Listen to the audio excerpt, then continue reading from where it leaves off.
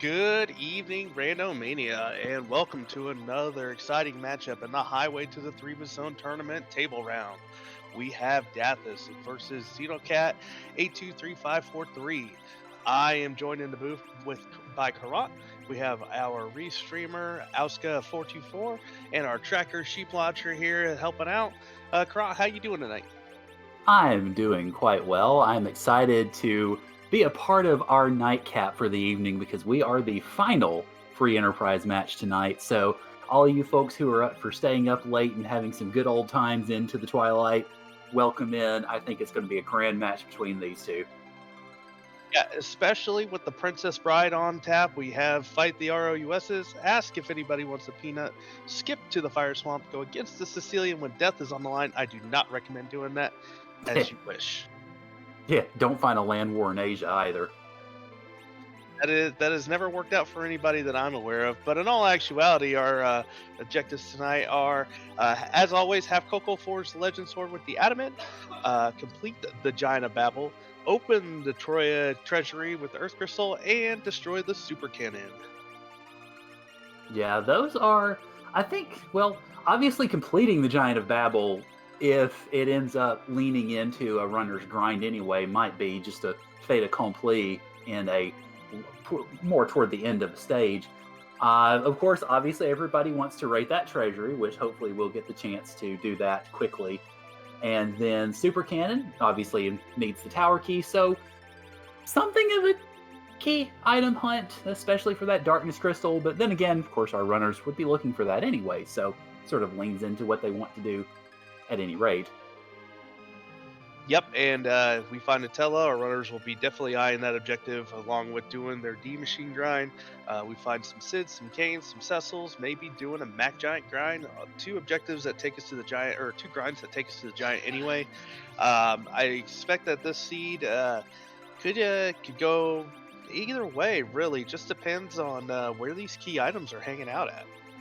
Oh, sure. I mean, we've seen that obviously a lot, not just in these table flags, but also to some degree in the group stages as well.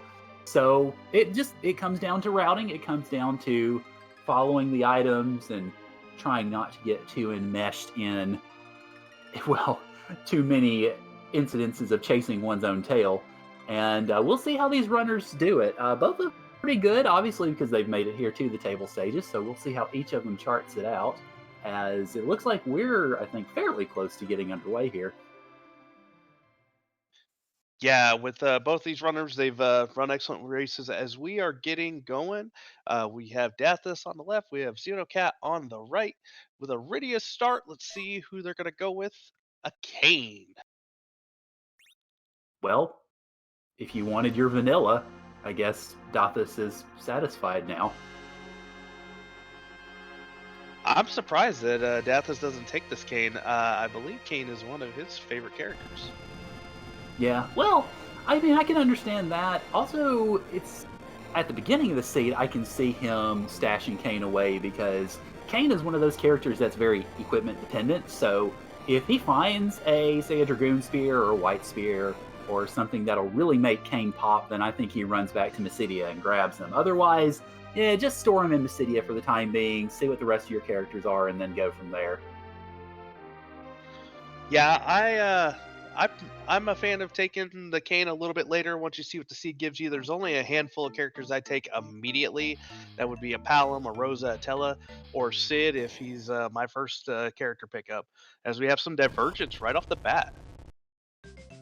Yeah, Xenocat's in the Watery Pass. We have, looks like both twins over in Mysidia, so vanilla again? Some more vanilla for Dathus. We got a Karate Man hanging out in the Watery Pass. Another character may want to hang on to until later. Yang doesn't start off very well, but can get really punchy later. Yeah. Yang has, the phrase that I've been hearing in the community a lot is the punch mage, because he is not dependent on equipment. He's dependent on levels, and obviously at this point we can't really get those levels, at least not just yet. So yeah, stash him in the closet as well, or at least in the tower, and see what awaits as time goes on. And Dathus looks to be prioritizing some early character checks. Did not take either of those twins, and headed right over to Ordeals. Going to see who the character on the mountain is before making any character decisions. Yeah, it's a quick check. It's certainly one that you could justify making, especially being in Mysidia. You're already right there. Not too big a deal. Well, speaking of not too big a deal, sorry, Ed. Unfortunately, not a lot of runners are fancy on Edward early in these table flags. With the permajoin flag on, once you choose a character, they can never leave your party. We can't be swapping people out based on the situation. So once you take them, they're in. But the advantage of not taking them, they'll just be waiting for you in the city. Right. So, chat was asking, was that DKC or Kane in bed in Kaipo? I did not actually catch who it was. I was getting getting bedazzled by the bard on Dathus' side, so I'm afraid I didn't see myself. We have somebody in chat saying it's Sid. So, see none of the above. I missed it myself. So hopefully we can get some confirmation. Maybe Dathus will head that way, and we can get another look. Yeah, I'm sure it will at some point. Looks like Dathus is making a deeper dive into the Watery Pass. Well, I say deeper dive, deeper all of about 30 steps. But I don't often see the runners going into that room. I know he was specifically just sort of peeking that treasure to see if it was there. Sadly, not so much. Yeah, that's an interesting peak there. It's about an extra, 60, 70 steps to get there and then get back. So without any sorts of exit, I don't see a lot of runners going too deeply as we find a second ready at the top of Damson. High slingshot, or possibly slingshot, depending on how they set up their parties. Death is going to do some looting in the back of the Watery Pass. So we've had 3 black mages and a white mage and a dragoon. And a bard. And a punch mage. Yeah. So, well, pretty decent variety so far. It's you want to possibly see a Rosa, but other than that, I mean, there's been a pretty good variety of characters so far. Hello, Bigan in the waterfall. We will probably not be seeing you again unless Dathus decides to check you out. Yeah. And have fun just getting soaked. I think that will be your fate for the rest of eternity. Xenocat is heading over to check out the free summon here. That was a Titan. That is a fantastic summon to start off with. Really just needs a little MP to be able to get those early Quakes going. That, while Titan casts 10 more MP than Quake, still going to have it way sooner than Riddy actually gets Quake. Yeah, absolutely. And in addition, found a nice Gungnir spear in the back of Hobbs. So, speaking of items that can get that cane online, That is definitely one you want to be looking out for. It's a later weapon in the vanilla game, not as an in-game weapon, but definitely one he takes into the final dungeon. He may not leave with it, though. Yeah. That still will, though, very much serve the purpose of if you want to have a physical fighter who can take you through a good chunk of these overworld checks, that Gungnir will certainly do it. And I believe that was a second cane on the other side of Hobbs. I couldn't quite tell if it was Kane or DKC. That was DKC sitting up there. Okay. Yeah, I couldn't quite tell. I couldn't quite see if the spikes were there or not. That's mostly what I look for to tell the difference between the two from the back end. And Dathus is going to come at this from the back end. That's very interesting, considering if he goes in the front, he gets that free summon. Maybe not wanting to get that cutscene. Yeah, I suppose. I mean, you could I don't know. I'm probably going to do a quick exit out. Yeah.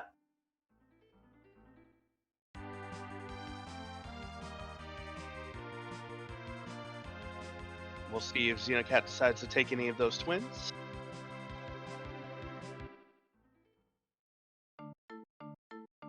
Yeah, I doubt many runners will be taking on that Golbez to break up that sibling rivalry. Yeah, no kidding. It looks like Xenocat took both twins and then went and got Kane, so we almost have a full party right at the outset. It's not surprising. just depending on where, what the plan is. Maybe they are expecting some rudeness, want to have a little power team. That's definitely what Pound can do. They can drop that Rydia and let her sleep for most of the seed until it's time to grind. A lot of options available. Yeah. Yeah, and it looks like Dathus pretty much took the same route, just hasn't seen that Kane yet, or hasn't seen that Gungnir, rather, to incentivize Kane. But yeah, also taking both twins. So not only do we have a white and black mage, we also have twin power, which can be very useful for trying to clear out some of these overworld objectives, given some of the spells that they can access that way. Yeah, Flare can do some good early damage, 600-700 damage, a pop. Weak to fire, that's going to do obviously some more. That Comet is pretty powerful as well. It's can definitely get you through some early overworld checks, as Dathus is now doing in getting that Titan. Yep. So he'll be happy to see that. And we'll see if he goes ahead and loots. I suspect probably will at least take a peek. And then I'll be curious to see if he scurries back to Mysidia to grab that cane, because Gungnir will very much incentivize it. Chad asking which fifth. As always, we are looking for a Tella to be the fifth probably for this team. Tella allows for the D machine grind, which will allow a slingshot and some quick, healthy, fast levels. But if we don't find a Tella, that's where it'll get interesting. Yeah, I'm the same way. I would definitely look for a Tella at this point. But yeah, if there is none, then that's an awfully good question. That I'm not sure who I would pick if we don't see a Tella anywhere. It's one of those that I would certainly go through all the overworld checks and then if we get underworld access, start trying to go through even like Dwarf Castle characters and stuff like that, just to make absolutely certain that Tella is nowhere to be found before making a decision on anybody else. Now, one interesting play for that would be taking the Yang, getting some Thunderclaws on him. Kane with the Ochre Axes and Palin with a few bluffs and fires can take down some Mac Giants. That's true.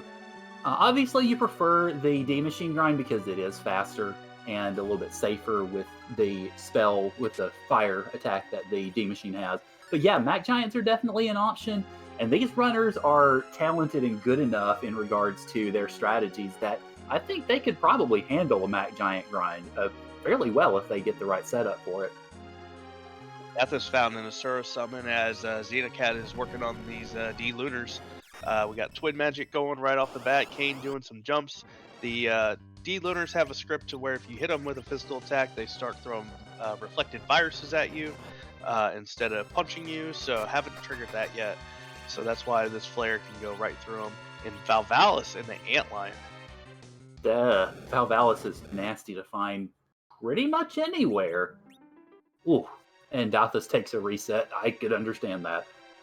Now, Valvalis is one of the three bosses that cannot gate your only path to the underground. So, Dathos has to be sitting here thinking whether or not he wants to work on this fight or not. It is an easier spot to deal with Val. Only have to deal about 900 damage.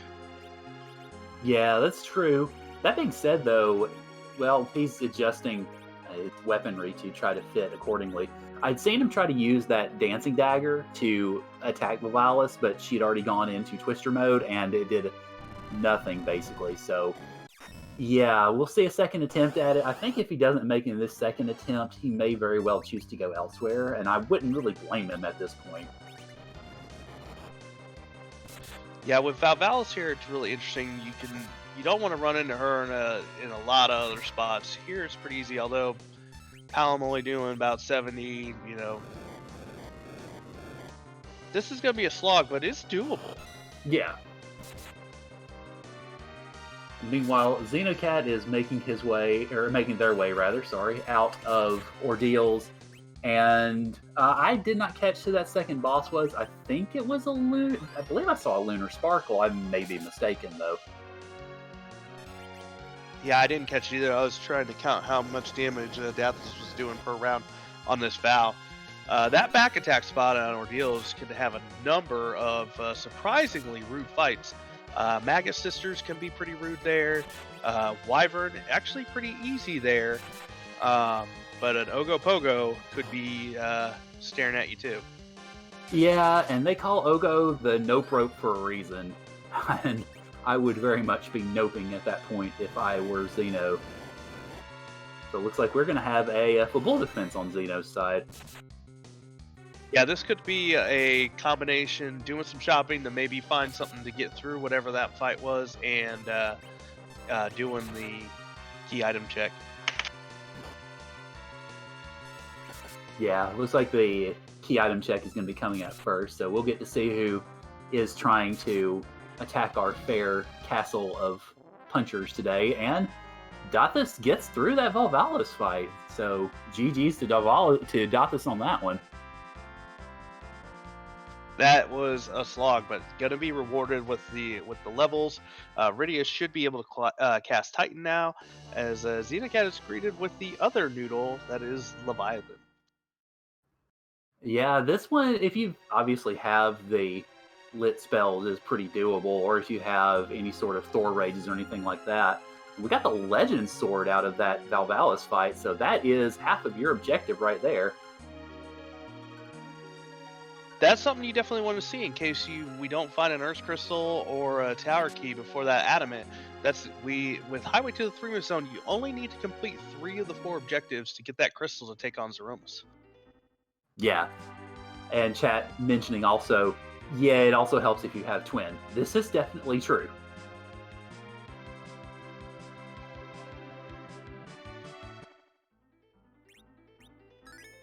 Looks like Xenocat had to take a reset there, and we'll be trying this Leviathan again.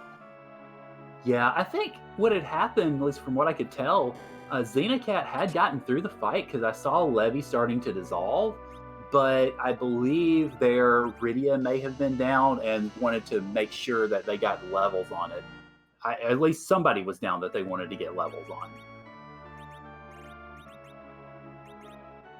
There was Comet doing 1500 damage, and Dathus pulled a Sylph Summon out of one of the pots in Baron. Oh, that is definitely nice, because we do have that Sylph flag on, where if Rydia has the MP to cast it, Sylph is free unless she's in the 3rd slot, which she is not. So that would be free Sylph summons for everybody, and that can be especially helpful, particularly as he goes into the Baron Inn fight and finds Mylon Z waiting for him. But that would be particularly helpful in the second of these 2 fights.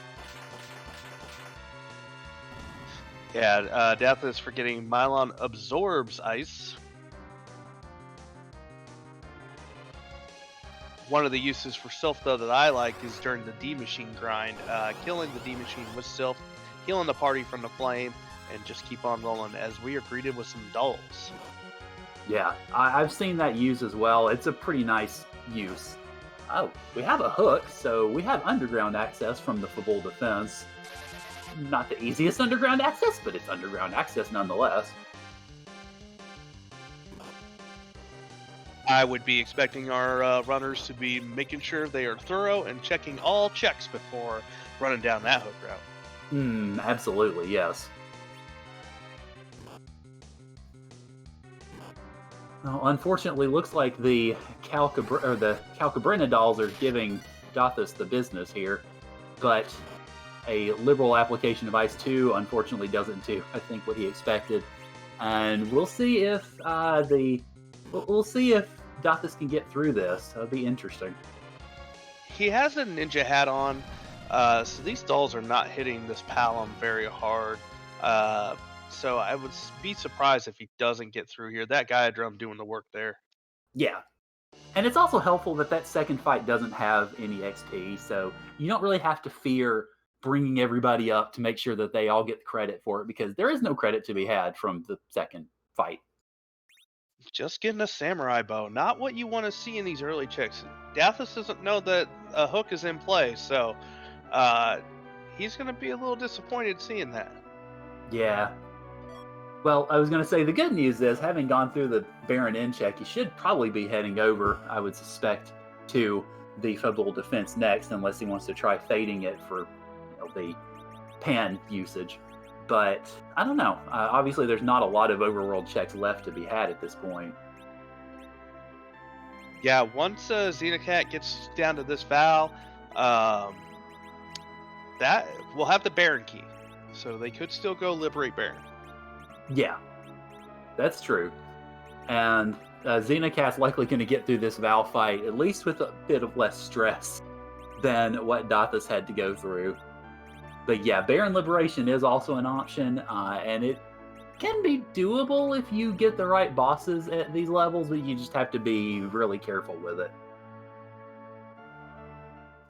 One of my failings as a commentator, I already forgot who that first boss was that gave us a key item. Well, that makes two of us that have failed as a commentator because I forgot to. Our tracker point now, it was a Lunar Sparkle in there. Oh, so we can be forgiven for not knowing. Because nobody knows yet.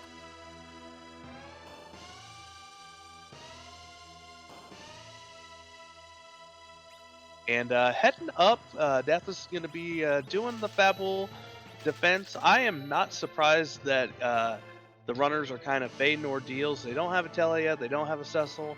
It's a pretty long check, so maybe looking to fade something to kind of make up some time. I would be surprised if both runners continue to fade it before doing that hook wrap, though. Yeah. Yeah, because at that point you want to have magma access if at all possible, because that saves ridiculous amounts of trouble depending on what those bosses in the hook route are.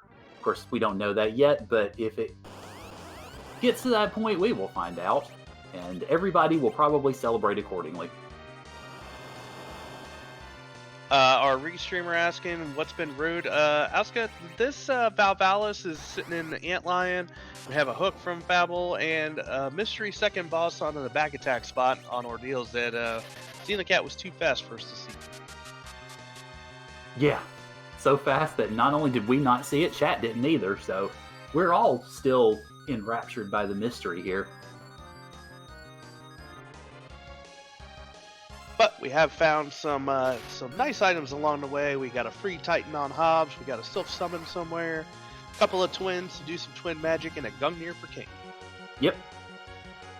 So, we've got some power. Just got to find places to use it and find bosses to use it against, and try not to die along the way. Dathus is through the Leviathan fight, going to be rewarded with his hook.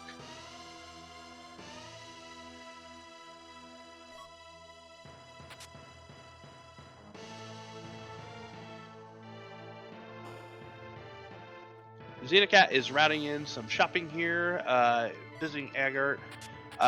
Found life potions in Troya.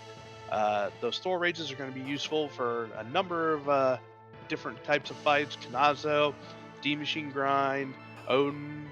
Definitely can be pretty useful in a lot of situations. Yeah, absolutely.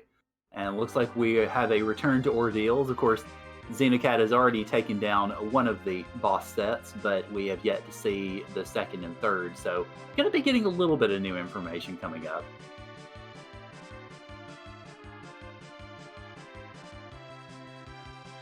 Dathus is planning to maybe not find... Oh, actually could be diving down this hook route just to maybe get some knowledge. Yeah, knowledge and also that character check, I think. It certainly wouldn't be the worst idea in the world, especially since he saved outside and doesn't like what he sees there, he can just reset back out.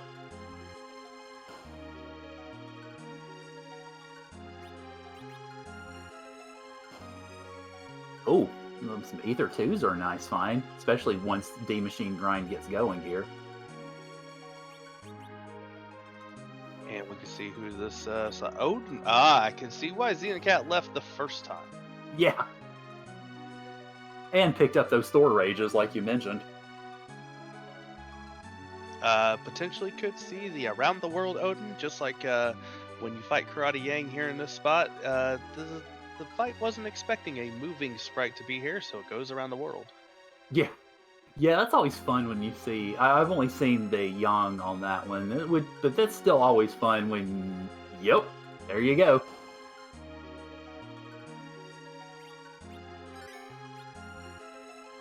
As the song puts it, all around the world, statues crumble for me.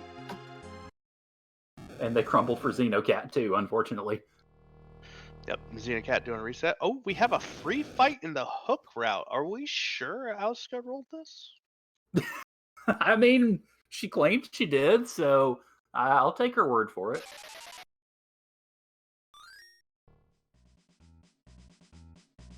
Dathus finding another cane. I wouldn't be surprised if he took this one though. Yeah, I mean, it makes sense since he does now have that Gungnir, so definitely a lot more motivation too.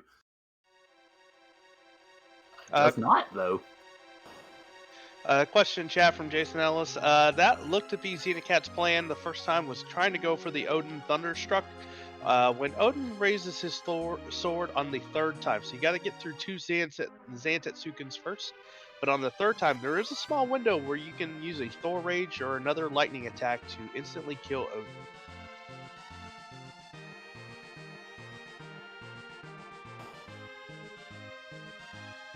Zoe Vermilion, yes.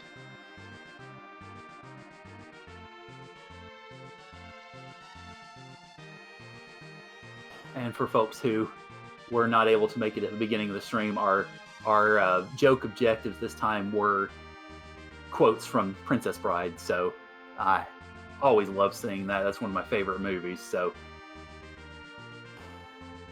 It's a fantastic movie. How could anyone not love it? All right, so it looks like Xenocat has made it through that Odinette ordeals. At the same time that Dathus is making his way up the tower, we'll see what awaits us on both ends.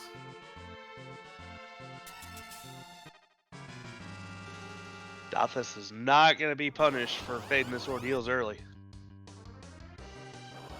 Well, it does not look like it. Speaking of nope ropes, there's the nope rope. Ooh. That is not a place you want to see Ogopogo. No. And that save slot in the middle of Cave Evelyn comes very much in handy, as the tower does not have to be reclimbed. Or unclimbed, I suppose. I suspect Death is going to do some looting and pick some trap chests, maybe get a fourth character. And welcome everybody to the Raiders coming in from the Free Enterprise channel. Please make sure not to spoil your race. Just sit back and enjoy ours, because it's been fun so far. Yeah, you do not want to be on the other end of a newspaper. Trust me, I would know.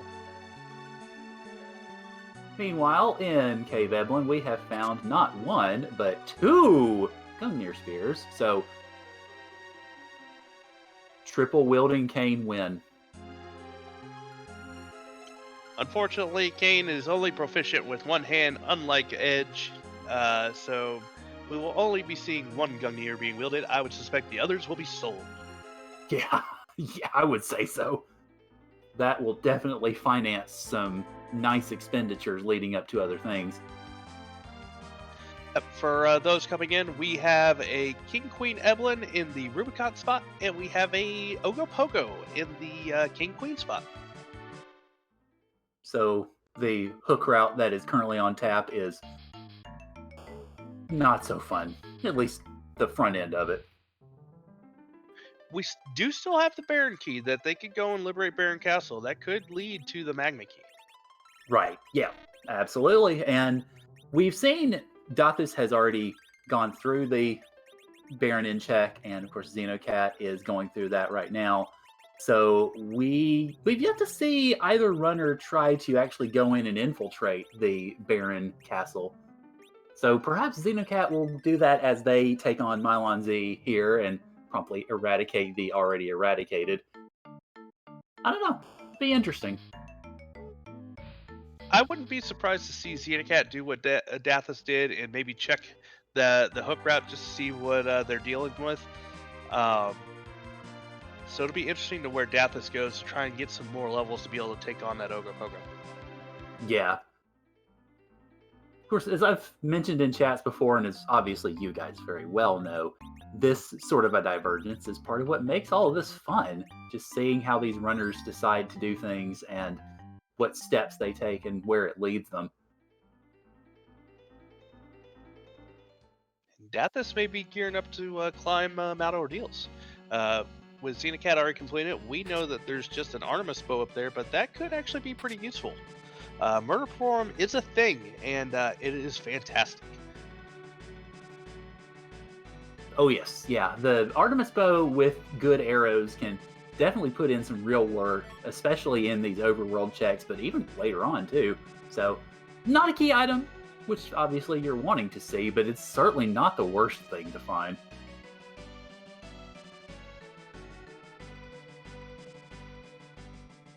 Xenocat was able to make short work of those dolls.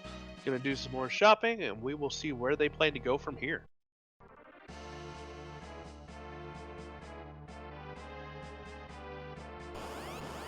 And Chad asking, we've yet to see good arrows. We've seen a few types of arrows, but yeah, nothing really exemplary at the moment. Except Sheep Launcher mentioning mute arrows, which are definitely good to have. We don't need to talk about mute arrows. We're not supposed to speak of them. Aw, nuts. Yes, I've defied the very object of their name. By speaking of them, I shall be banished. I was told to. It was in the restream announcement.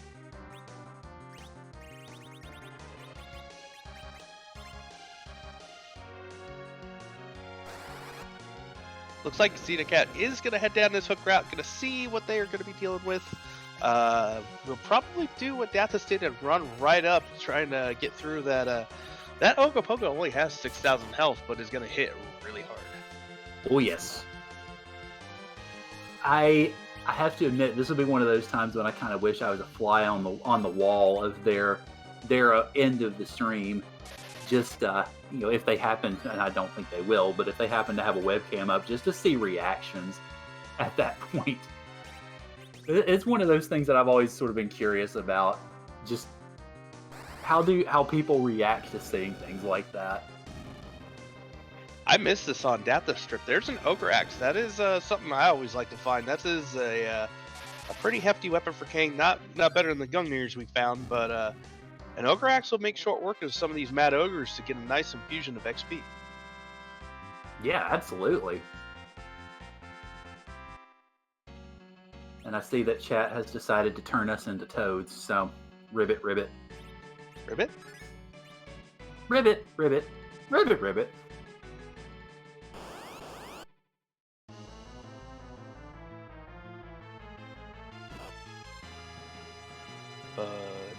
Wines? Oh gosh, wow. That's taking us back a little bit. Oh my heavens, how long has that one been? That's at least 20 years, I think. Yeah, and we're both promptly dated. Yes, well, at least I'm an old fart, so... Hi! How's it going? Yeah, we got chat to join in. That's all that matters to me. Perfect! Awesome. Hey, I mean, like I said, we are the Nightcap stream, so if we're going to take this into the twilight, we might as well have a darn good time doing it. The restreamer is calling to ban us. We got Scala Kitty telling us to shh. So we may have to go back to actually calling what's on the screen as Dathus gets through the Odin fight. Yeah, well, what can I say? I mean, I guess our time of silliness has come to an end.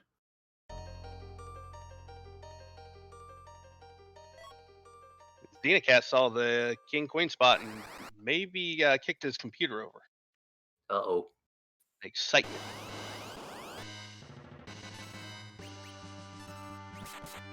Well, hopefully it is just excitement and not technical difficulties, but we shall see.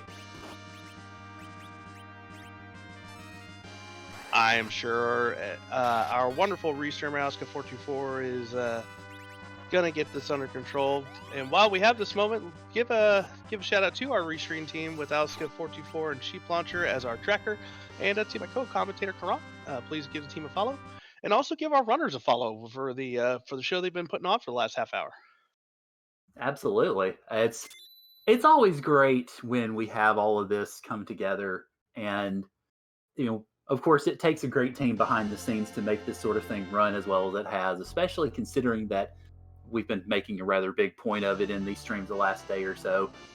The FF4 team has restreamed over 200 of these matches throughout the Highway to the Threemus Zone tournament, which is holy mackerel. So that takes a great team of people all around who are willing to step up and be able to fill in all of these slots. And it's been wonderful to see, and it's been wonderful to be a part of it as I have these last couple of weeks or so. And we're always looking for people to join in too. So if you think that our job is easy, please join us and help us get better, because I know I could definitely use the help. Well, I was going to say, it's one of those things, if it looks like it's easy, it's probably not. It's just the people who are doing it are really good at doing it. I still need lessons. Please help me. Well, I am a teacher. Just not of that.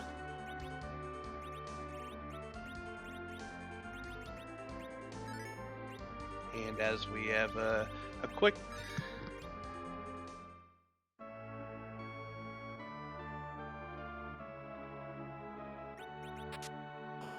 Well, it looks like Dathus is about to unlock the barren sewer area and take a bit of a dive here.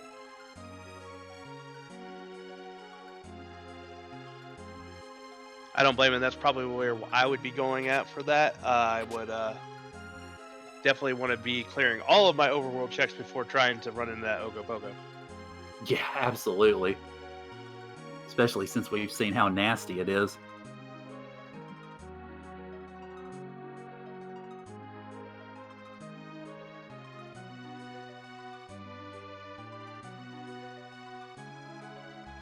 Doctorate in theater. Yeah, I was going to say, chat mentioning that Luge is doing his story exposition in the Mist Cave, so unfortunately he just has an audience of Ballknob tonight. I mean, in the Final Fantasy IV universe, do you think, the kingdoms have like a university or an online university? Would you really want to get your degree from, Kaipo U? I mean, considering that the guards attack you at every turn, not really. We are joined in the booth real quick by the wonderful Scala Kitty. Hi, everyone. So I have to make admin announcement. There we go. I know, it's late, y'all. Unfortunately, Xenocat's computer crashed. So what's going to happen right now is Dathus has been very generous, very much a good sport about all of this, and we are going to have to do a reroll. And what we're basically going to do is basically this race is going to be sort of started over from the beginning. And we're going to hope that Xenocat doesn't have any further technical issues. So probably in a few minutes, we will go ahead and go back to the music as we take a bit of time just to get everyone set up again. So we really want to thank you all for being really super duper patient, super duper understanding with all of this, just so that way we can get everything set back up again, and hopefully we'll be able to bring you a new seed, a restarted race, and hopefully it will be just as hype as this one has been. Just think of it this way, we have even more free enterprise to take us even deeper into the Twilight. There's nothing wrong with that.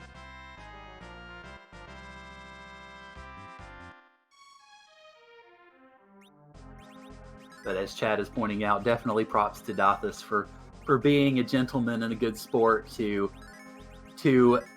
take the reroll and give us a clean and fair race. So hopefully we'll be able to get that set up as soon as possible.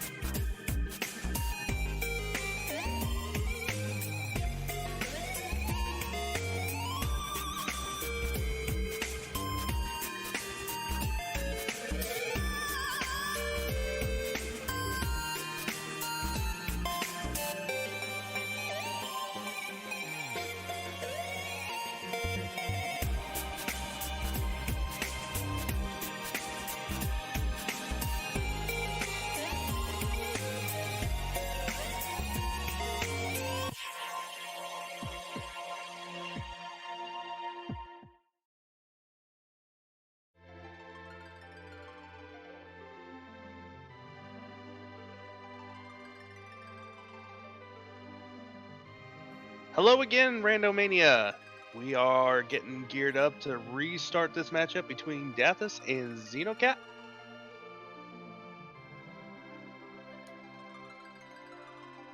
Yeah, it looks like we have ourselves definitely some different objectives this time. Hobbs, Sand Ruby, the Mazamune altar, and then of course the traditional #1. So, well, it'd be interesting to see how these runners change their strategies, considering that this is a whole fresh new set of objectives. And not only is there a change of strategy, Dathus had a second naming scheme already set up. In the first match, it was Legend of Dragoon, and Chad is informing us this was Star Ocean 2. I've not actually played any of the Star Ocean games. I should at some point. I've had folks recommend that I do. I just haven't gotten around to it yet. I'd highly recommend them. The ones that I have played are quite good, but we are here for Final Fantasy IV, and specifically the randomized version of Final Fantasy IV. Yep, so we'll just have to put our Star Oceans in the basement for now. We have a Rosa start this time as our runners are setting off.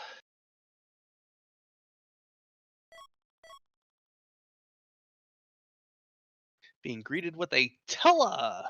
Our runners be happy. Hello, Valvalis, with a Magma Key. Oh boy. So a seed that, or at least the previous seed, our runners were having themselves a difficult time getting everything started. Now at least part of the world is just wide open to them. And Xenocat making an interesting choice, not taking that Tella yet. Probably wants to wait and see what the seed gives. It'd be really interesting to see if our runners head straight to the underground or not. Yeah, it is definitely interesting considering what we were talking about a little bit earlier, that the characters didn't have Tella yet, and we were saying that Tella would be the one person that they'd really probably both jump at. Then we see Tella, and Xenocat doesn't jump at him just yet, at least. Yep. And both our runners looks like they are flip-flopping on where they ran as well before. Dathus heading to the Watery Pass as Xenocat is in Messinia. Yeah, and we find ourselves another Tella in the Watery Pass, a Kane and a Spoony Bard waiting in Messinia. Kane is a pretty solid pickup. Probably, I would not get their hopes up for finding 3 Gungners early on like they did last time. Yeah, I know, right? Oh my goodness. Yeah, that was quite something. Dathus found a vanilla Tella in the Watery Pass. With that Tella, it allows for some deeper exploration in the Watery Pass since you can just exit right out. I wouldn't be surprised to see Dathus go all the way through this dungeon, getting as many treasures as he can. With T-Pro on, this is rated a little higher. Because it's so out of the way, it only has a character check in it. Yeah, and it looks like, had to go a little ways to find some of that treasure, but is finding some of it now heading toward the back. And it would seem that Xenocat is going to go ahead and drop that Magma Key and see what awaits underground.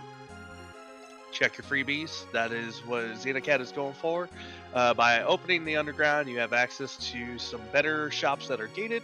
You also have the free item in the Fame Arch that can give a key item. I do not hate this at all. It is something that I have done. You want to get as much knowledge as you can, and this is a good way to do it. Yeah, absolutely. And like you said, the free item, you can go ahead and talk to Yang and get the Sheila 1 check underway when you go to Fabul. It allows for some good routing to try to kind of conserve time or information in regards to some of the overworld checks.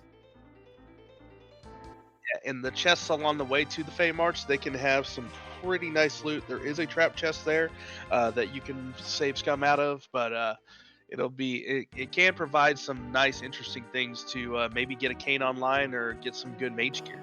Yeah. I will say I would be very amused if some of these early chest checks ended up yielding another Gungnir, considering. But that might be a little too much to ask for.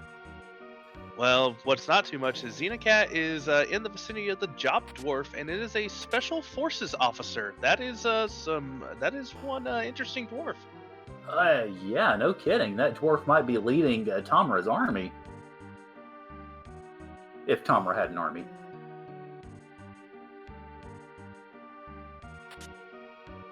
Dathus is going to give us a peek at who's at the top of this ruined castle as Xenocat is still shopping and looting in the underground. Well, looks like we might be having oops all dragoons. Oops all Tella, oops all Dragoon? Yeah.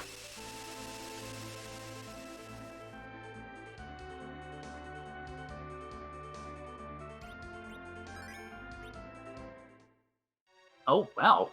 Good find on Xenocat's end, going in and looting the treasure chest leading into the Fey March and finding that trap chest, the first one on. So now everything else is absolutely free. And Dathus finding a lunar sparkle and hello, Wyvern. Goodbye, Wyvern. Good riddance. And thanks for all the fish. Well, that's one rude boss that's out of the way.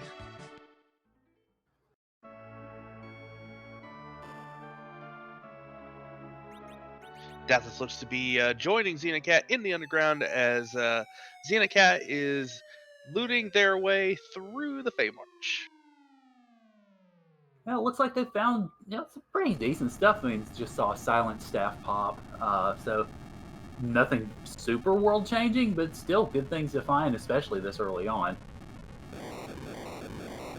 Yeah, this is a pretty nice haul. This is either some good seed money. Have 2 mages, found 2 wizard hats, so these runners will be pretty outfitted well. And that was a tower key. Yeah, so we have ourselves a key item, and obviously that makes a tower or a keyless tower unfortunately goes the way of the dodo this seed. So runners will be a little bit relieved at that, at least. Now, one curious check to make. That is a very low HP spot. Would you be maybe just doing a half tower check? That certainly could be in the cards. I mean, especially since you're down here already. And probably going to go swing by Yong's bed a little bit and go see how he's doing. No, it's not the worst play in the world to go ahead and try to make that. Let's see, a couple of blue robes down at the bottom of the Fey March, so Xenocat's going to see which one of these is the water hag, and he figures out that it's the queen. Okay, I've played a lot of seeds. That is the first time I've seen that happen. The alt gauntlet at the king. The alt gauntlet at the king right next to the water hag at the queen. Yeah, that's the first time I've seen those 2 blue robes in harmony as well. Chat pointing out that is a surefire grind right there. Could do a clapper grind. Of all the grinds that I've seen and heard about in my relatively short time here in the community, a clapper grind is one of the ones that I'm not familiar with, so I'm afraid I'm going to have to bother you for details on that one.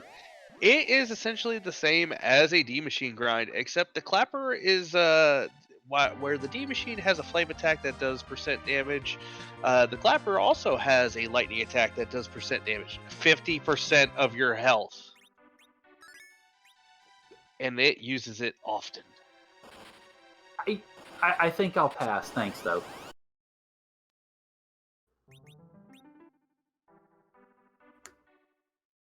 Yeah, clapper grind, as Judge Infinius points out, is never the correct choice unless you just can't find a Luca key or a darkness crystal. Oh boy. Yeah, I think I'll keep that in the deepest, darkest parts of the basement where it belongs. That is exactly where the clapper grind belongs, but it is a doable grind. Each clapper gives, I want to say, 27,000. Weak to Dragoon, so if you got a Dragoon Lance, makes it a little bit easier to deal with. They don't have as much health as the Gold Dragons and Silver Dragons.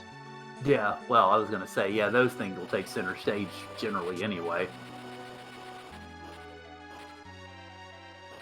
So Xenocat is back on the overworld, finds the duplicate Tella, wisely chooses not to go with second Tella. I do not blame him. Dathus, meanwhile, is following in Xenocat's footsteps and heading to the Fey March.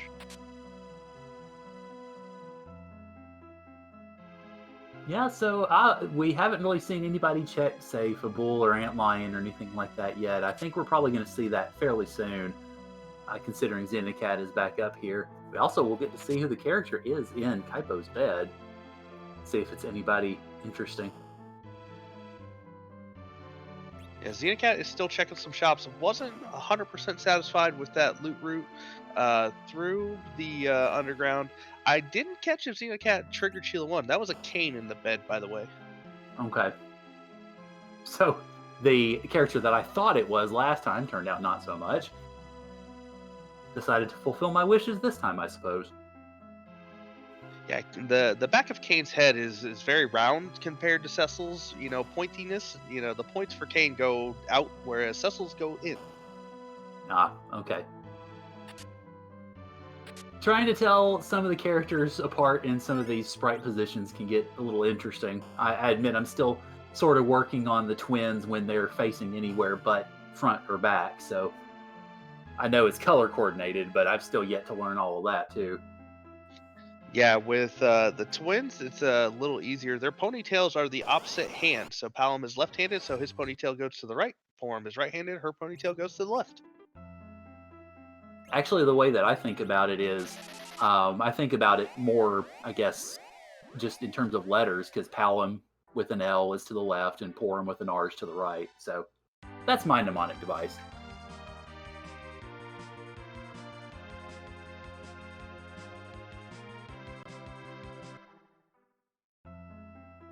Dathus is going to be heading up and going to trigger Sheila 1. Like I said, I did not catch if Xenocat did this dip into Sylph Cave. Xenocat, greeted by that wyvern, will not be seeing that wyvern later. And is probably very happy to see it right where it is. Our tracker Sheep Launcher keeping me honest and is saying that Xenocat did do this check to trigger Sheila 1, so if they decide to do the Fable Defense, we'll be able to do the double dip. Yep. So, at the very least, the dream, well, maybe not the dream of a single dip for Bull is alive, but at least keeping it to a maximum of 2. Do want to give a shout out to the restream team. Alska424 is the restreamer, and Sheep Launcher is our tracker. My co-commentator Karan. Please give the team a follow, and also please give our runners a follow with this race that has had to restart. Xenocat had some technical difficulties, and Dathus was kind enough to allow a reroll. So we get free enterprise. Extra free enterprise. However you want to say freer enterprise. I'm just trying to make sure I keep my objectives straight. I got so excited to see that tower key in Feymarch and forgot that was the objectives for the last race. Yeah. Oh dear, Hobbs had Eddie and a turtle, so Xenocat decides, no, I'm just going to let them chill up there today. They can have their fun.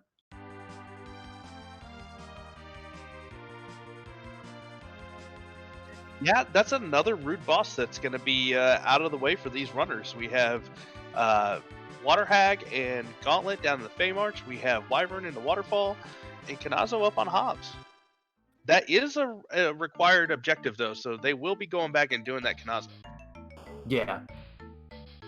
Well, at the very least, leave it for a little bit later and, get some more power and get some better members in the party before you decide to take on the very soaked turtle.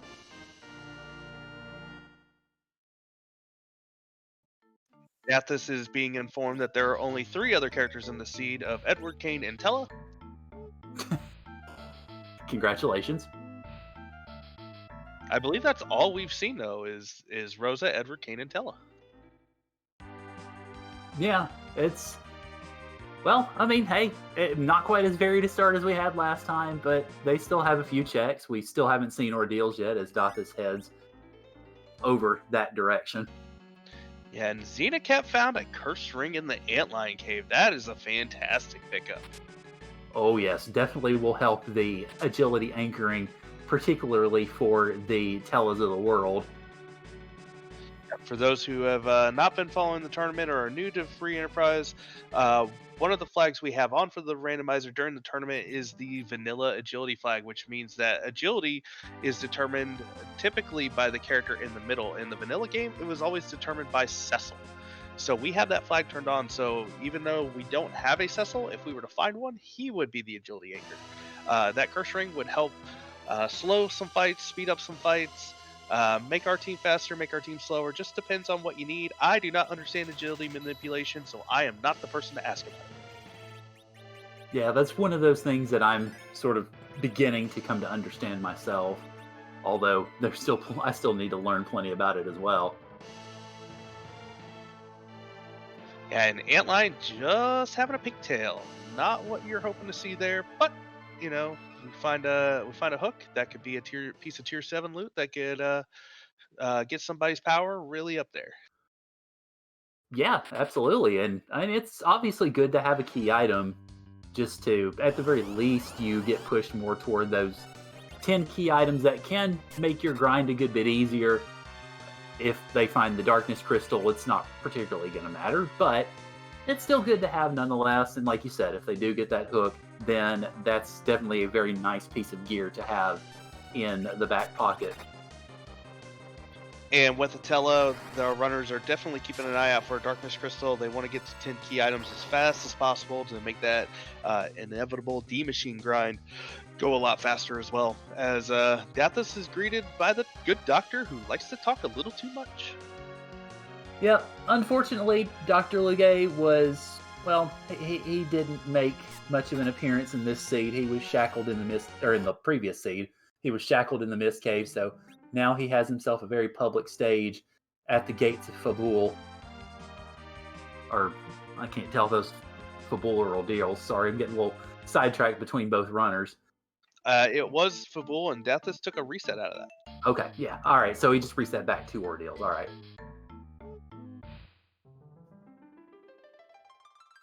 Lugay makes any check a little bit longer just because of the talking, unless you have a better agility setup to where you can get him dead before he starts talking.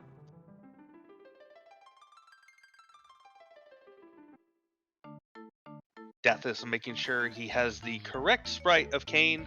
That is a very important choice to have. Yeah, I mean, you can't get the wrong colored Kane. It just throws everything off. I will agree with his choice. I believe he made the correct one. I was gonna say, considering I'm a gamer who doesn't terribly care for aesthetics. I'm more about substance rather than style. But I've grown to appreciate a little bit more stylistic choices as I've grown into my gray old age.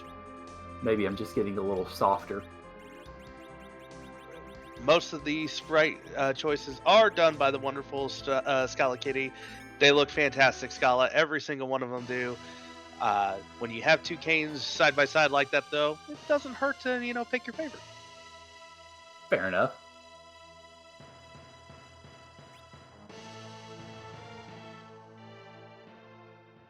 Our tracker pointed out Dathus' Kane is rocking an Ogre Axe, so that will make things a little bit easier. That has some pretty high attack power. Whereas Xenocat is wielding around a Blizzard Spear. Yeah, well, we're seeing a good bit of. Well, obviously, we're seeing this on both sides for our runners, but we've got an inverted party because we have Rosa on the top for Xenocat and Rosa on the bottom for Dathus. So the same yet different. Both runners took a couple of divergent routes, doing things a little differently, and have converged at the 18-minute marker here at the defensive Fabul. Both of them taking on Dr. Lugay with the same party. Yep, and Xenocat has gotten through part 1 of the Lugay fight first, but had entered the fight a little bit before, so it's understandable. And now Dathus is still missing that check in Antline. Right, yeah. So no pink tail, but all the same, we get to see a little bit of conjunction on our runner's part, although I think Xenocat got both of them down before Ball Knob Z showed up, so got to the second stage of the fight a little bit faster.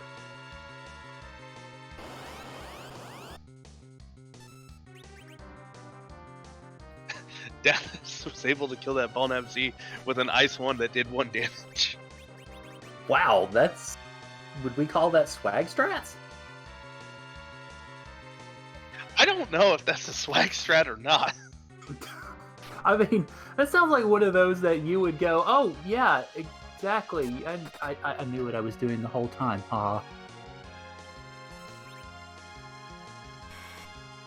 Just sort of seems that way, I think. I'm not sure if that was skill or luck. I mean, you don't want to overkill something. You know, that's just a waste of resources. I mean, unless you're in Final Fantasy X, and then it's a perfectly fine use of resources. That is the exception to every rule.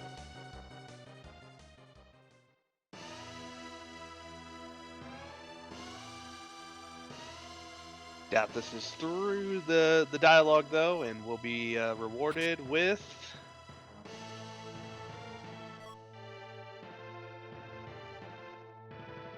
Ooh, the Baron Key. Yeah, looks like Baron's an option on the table for our runners early on again, just as it was last time. We do know that Valvalis is in the way. Both runners have a cane, so probably won't be too much of a challenge for them. Oh, we have another option too.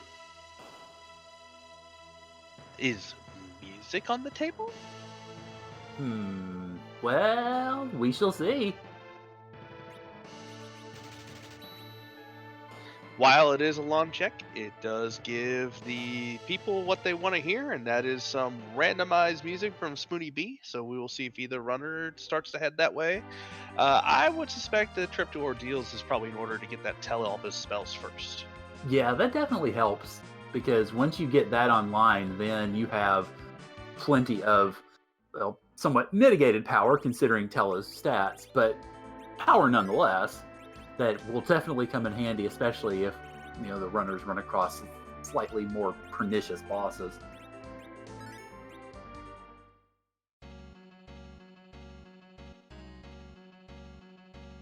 And it looks like Dathus is going to be following the tradition of do your objectives as he begins to climb Mount Hobbs. Will be greeted with this Kanazo, and will probably be the first one to light up an objective.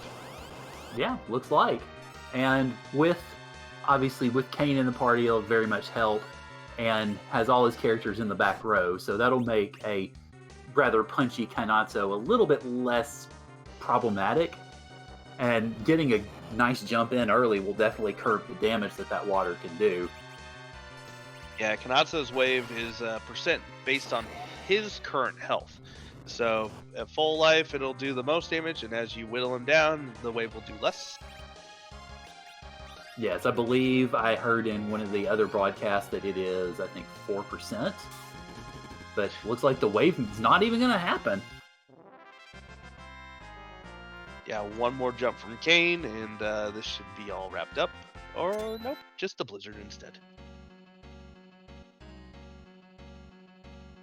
Alright, so we do have that first objective lit up at 22.5 minutes. A fair bit more generous than the last seed. The question in chat from Nick Spanicus. This can be a rude spot for Kanatsu if you run right to Mount Hobbs in the beginning. But since our runners have done Fabul, they've gotten a little bit of levels, they've gotten some gear from the underground, not as rude as it could be. Some of the later spots like CPU, the D Lunar spot where, you know, health is about 65, 50,000, that wave will do quite a bit even to a well-leveled party.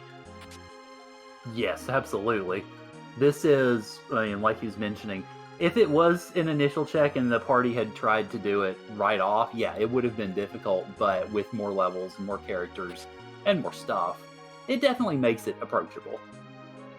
And that's why we saw Xenocat reset out of it earlier when they checked it first.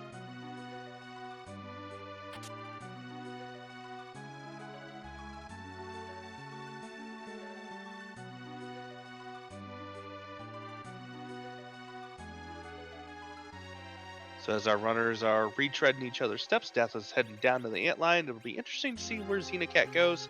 Like I said earlier, I would not expect Mount Ordeals to be faded for too long with Attila in the party. Want to get those spells to him so that he can be a little bit more useful. Yeah, I figure that's probably going to be next destination. I would, with the party that they have, I would do that before going for music. Oh, if Ordeals doesn't yield anything particularly compelling, then go for music. But at this point, definitely take the spell on Tella first. And it looks like Xenocat is heading that way.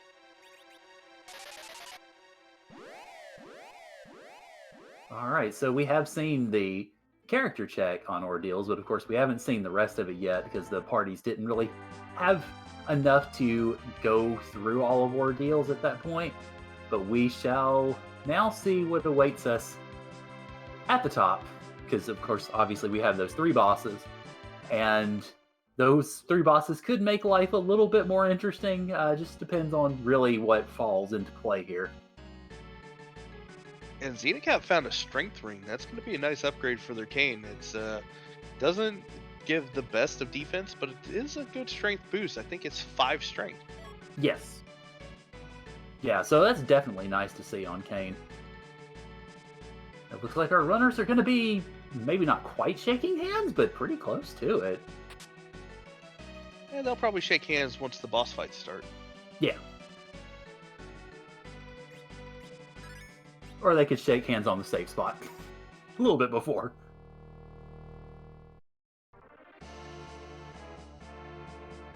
And we'll get our first peek at these bosses. Free, free, free, free, free, free, free, free. Not in the hook route this time. No, no. I have a feeling our runners probably liked it a little bit better that when it was in the hook route, because then you could say, hey, at least if we got through no proc, then we can just sort of rest and collect our bearings for a little bit on the other end.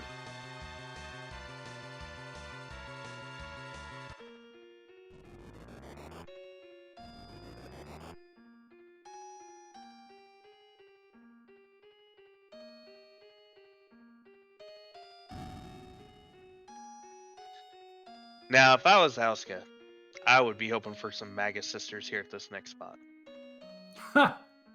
Well, you were mentioning that earlier, that could be rude on the back attack. That is a high magic spot, and very fast. And the Magus Sisters get first crack at you, so they get the wall up, they get a hit off before you can even act. Oh, yeah, that does sound very, very spicy.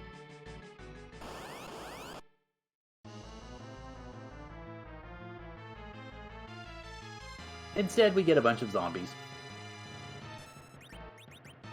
French vanilla?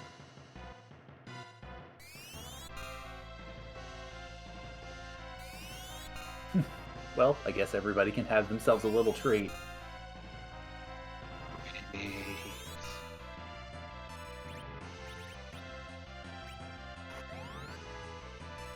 So, no, I was going to say, we'd had some vanilla on the first seed, now we have a little bit of French vanilla on the second seed, so chat seems, to be satisfied.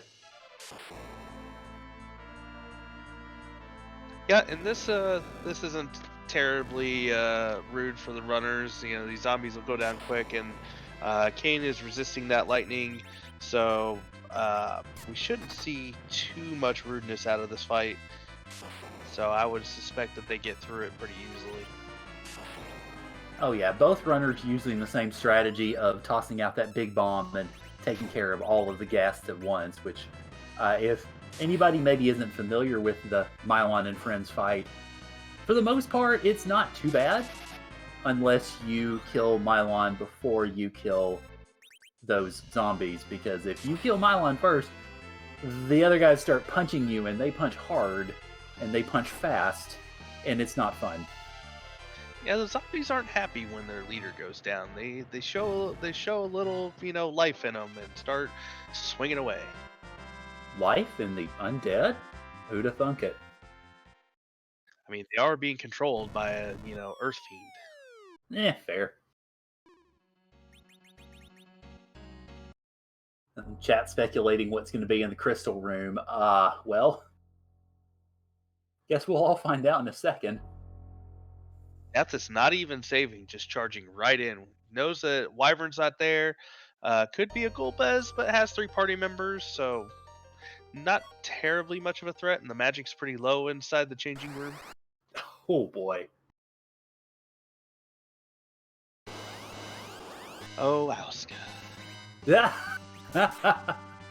Well, we did get a lunar sparkle, just well, as you said, Wyvern was off the table, so now another flying fiend has come in to take its place.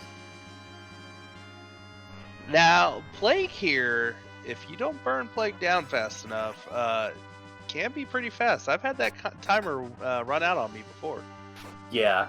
And yeah, I was actually just about to bring that up because that timer started going down awfully quick. Fortunately, a jumping cane can banish a lot of things, so Dathus able to get through it rather nicely.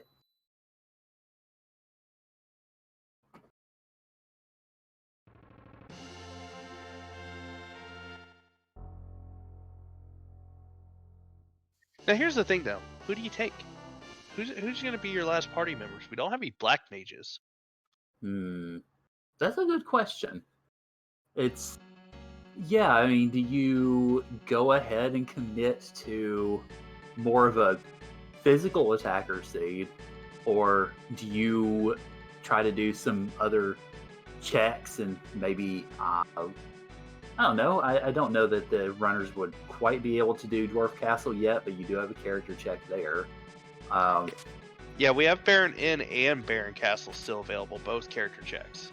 Yeah, that's true. You have those as well, and those would be a good bit more approachable. So I wouldn't be surprised if the runners go ahead and, especially since you already have the Baron key, go ahead and do one or both, and just get those in before you make a full commitment. We do have the Moon character available to us as well, as chat's pointing out. That's true. So still got a few choices. No need to commit entirely quite yet. And the Dathus 15 minutes in the past must have hurt us because immediately did a U-turn to go check the moon. Yeah. Well, that's some powerful stuff there, Dathus. Being able to hear us 15 minutes ago.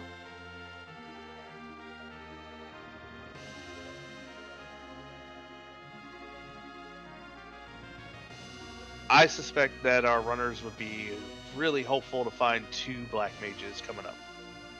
Yeah, that would definitely be the preference, I think.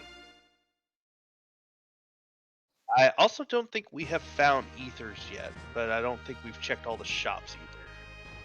I do remember seeing ethers, but I don't remember if it was this seed or last seed. I'm tempted to say we've seen them this seed, but I can't be certain, honestly.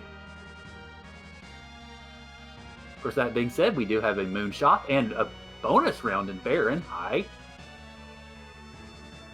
Not the character you're looking for. I do like Sid, but I don't think Sid is going to be the pickup here.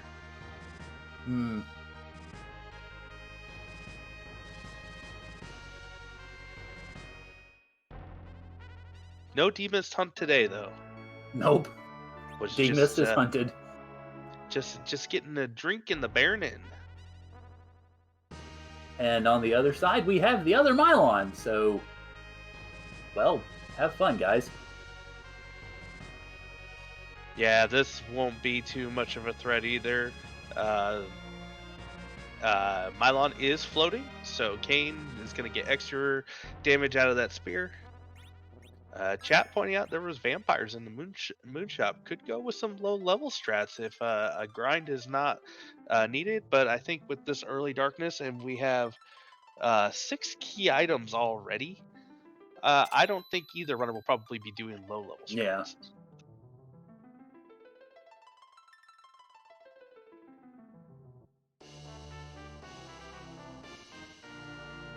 A slingshotted white mage can do in a pinch, and we do have 2 Porums available, as there's the legend sword.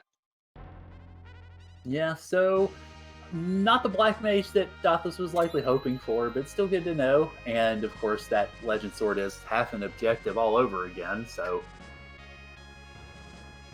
Interesting times we live in. Now we know the Sand Ruby really won't give a Black Mage. That's a Cane. So we still have the Giant character, which is also. Oh, wait, that was an objective last one. Sorry. Yeah. Dwarf well, Castle. I mean, yeah, Dwarf Castle, Earth Crystal has 2, and Baron Castle. mm-hmm. And we now have a Crystal Sword. But no Cecil in sight to wield. I mean, if nothing else, it could be cash money, yo. The instant you sell that sword, the next character check will be a Cecil. Well, yeah, probably. Considering how fun these seeds have been in the past.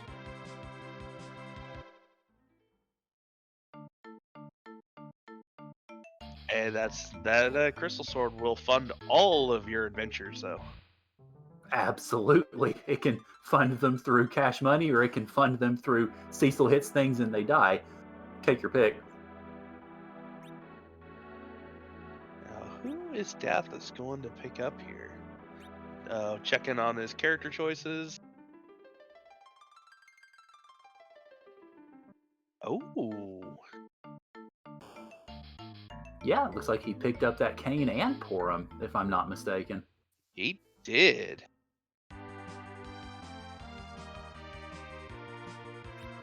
Dathus is probably gearing up to grind. Xenocat is going to continue looking for characters and key items. Considering that they are at 7, I do not blame them for wanting to do that. Yeah, that's understandable. If you have easy, or at least relatively easy spots open to you, then definitely I could understand that check, especially since Cane can basically paint the town with this Volvalis relatively easily.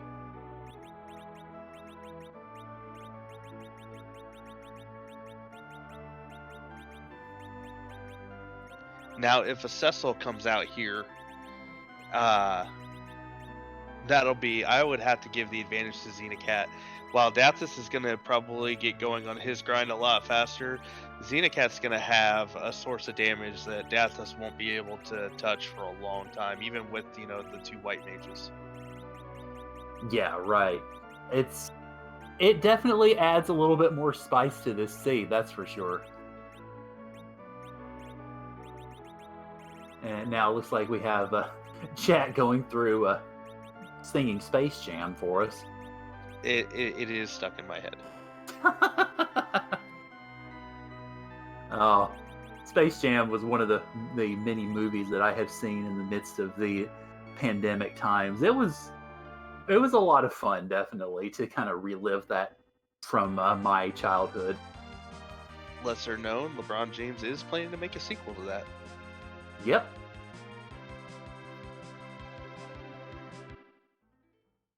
He has to do everything that Michael Jordan did. Well, I think we see a Bahamut on the throne. Bahamut decided he didn't want to be a god today, just wanted to be a king. Well, I'm not sure. I mean, I guess I can't question the King of Dragons, but, well, I suppose he wanted to assume political control this time around.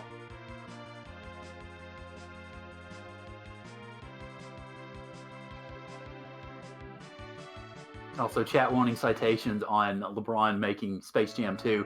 I don't have anything specific, but it's kind of been in... Well, okay, we're getting Wikipedia posts.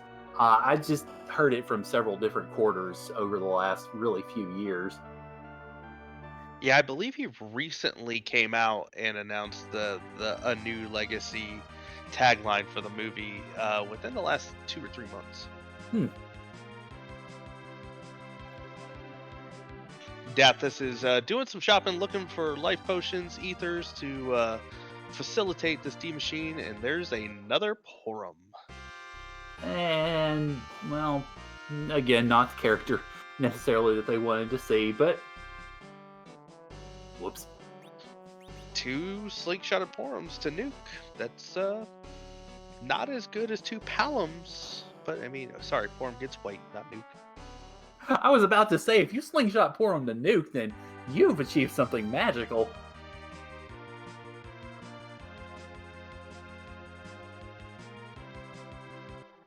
I mean, they're twins. Why can't they? Hmm. Palom wants to be a sage in the after years. Well, I was gonna say that's the question you'll have to try to find an answer to.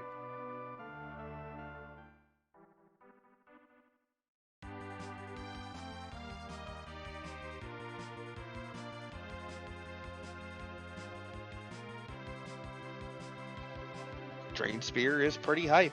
There are you can find an adventure and could pull off some Drain Venture strats on Xenomus. Although I prefer to do that with a Drain Sword, not a Drain Spear. Fair. For those of you wondering why is Karma saying that, he's obviously crazy. It's because the Drain Sword has more accuracy than the Drain Spear.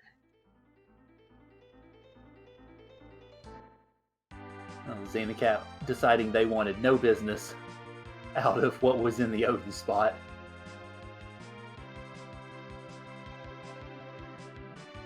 I didn't quite catch exactly who it was, though. I think they cut out when the figure was starting to flicker in. Yeah, unfortunately I missed it as well. And so, apologies, chat. Y'all might have to bail us out again.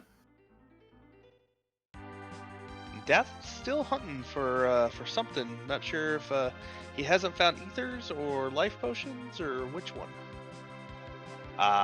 Dark Elf in the Odin spot. Yeah, that's not exactly my idea of a good time.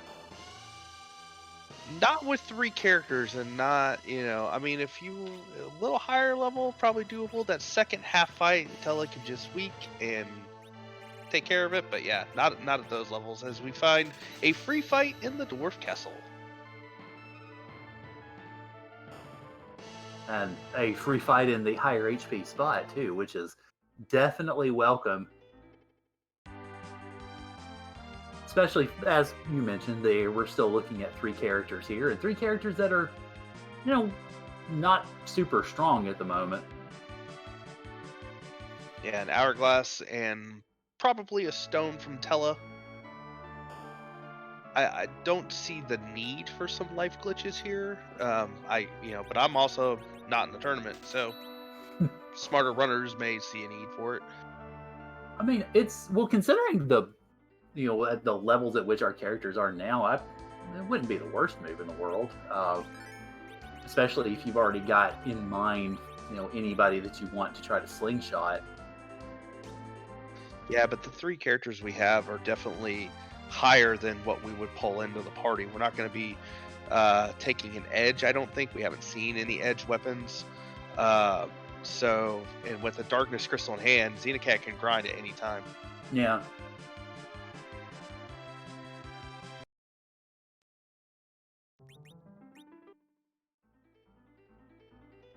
Death is trying to decide if he wants to just run down the Fey March or not.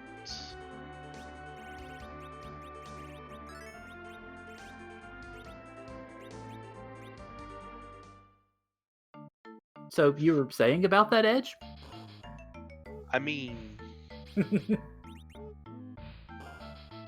speak and he shall appear. Still haven't found any weapons for him. I think we've seen long blades in the shop somewhere, but you really want at least a ninja blade. Yeah. Oh yeah, I wasn't saying go ahead and take the guy. I was just saying, hey, you mention him. Edge is like, wait, oh yeah, here I am. Hi guys. I mean, if you take him, that instantly gives Xenocat the edge in this race. Hardy heart.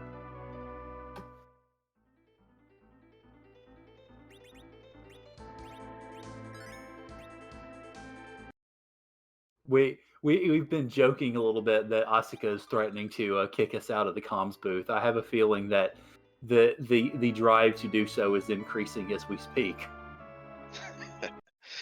Question in chat: what's Dathus trying to do? He is setting up to manipulate. Outside of Baron, we had a couple of community members, Simbu and Twisted Flax, were able to come up with an RNG manipulation to guarantee the D Machine fight in the Giant of Babel because we have the Eat Can't Run flag on. Normally, you would go into the Giant of Babel and run from fights until you get the D Machine based on the charts. We can't do that, so instead, they came up with this method. And that method has been employed many times in this tournament to great effect by very good runners and then borked by runners like me. So but it definitely serves you very, very well as far as trying to get a relatively speedy trip up the experience tree to Zeromus ready levels. And we're going to see Dathus initiate that grind now. And I presume that he will probably pull it off pretty quickly as Xenocat is making their way back down into the Fey March. And for Cryuji, I believe that was in the last seed. I think we saw them in one of the shops in the last seed. Yes, I definitely remember seeing them in the last seed. They were Ether 2s, in fact.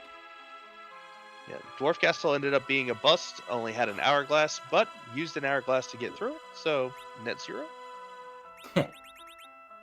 Hey, that was a web browser, I believe. Or I might be mixing my old computer metaphors.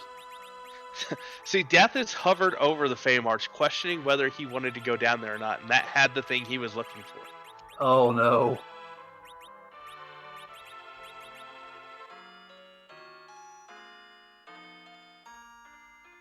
Yes, chat pointing out Netscape was definitely an old internet browser.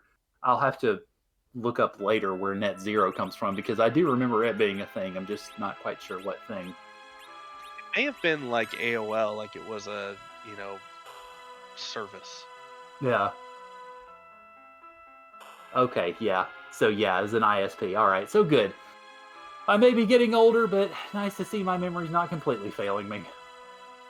And it looks like Dathus has found his D Machine fight.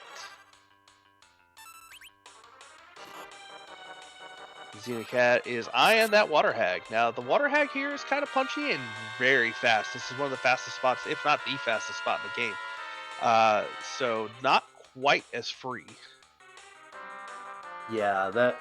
Of course, the runners knew that was there pretty early on, but definitely wiser to wait for the time, the right time to go at it, and not watch the party go down in flames or in punches, I suppose.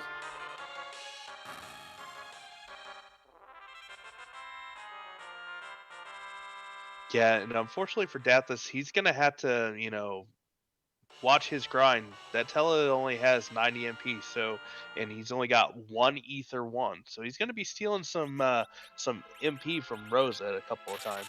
Just some crystal armor. Well, it's unfortunate to see, but definitely once you knew that Water Hag was down there, once you were up enough in regards to HP and survivability to do it, you knew it was something you had to do since it's relatively free, and you don't want to not check it and have that kind of hanging over your head. Yeah, and that's been 3 quick checks that Xenocat got 0 key items out of. Yeah, unfortunate, but like you said, though, relatively, I mean, at least the Water Hag was quick. So it does mean that Xenocat's a little bit behind in regards to getting the big whale up here and presumably starting the D-grind. But it's, again, it's kind of a question. Do you make those quick checks and then take the grind, or do you grind and then check? It really just depends on the runner's strategy.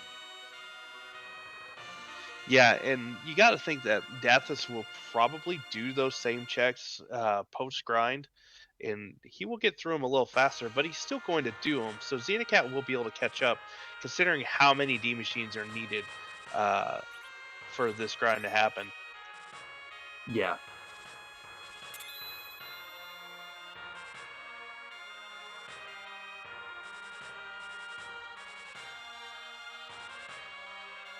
Xenocat's going to check the moon character, going to be greeted with another Porum, I believe.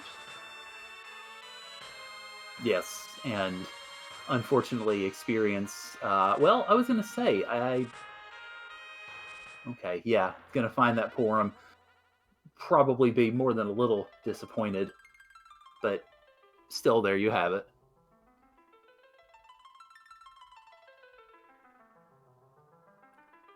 Yeah, it'll be interesting to see what Xenocat decides to do with their party. Was hoping to find, some black mages or Cecil. Was not able to find them with the checks that were available. Does have the edge available that they could take.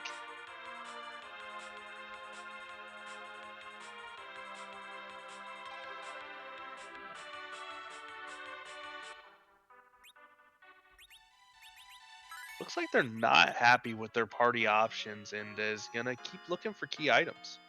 Yeah, I mean, with the tower key, obviously you've got access to both of them.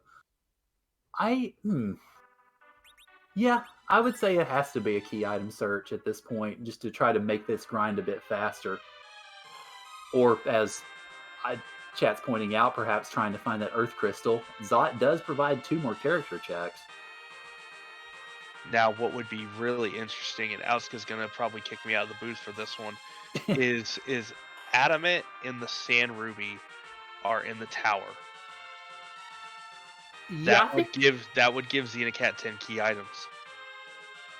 I think she would kick you out of the booth for that one.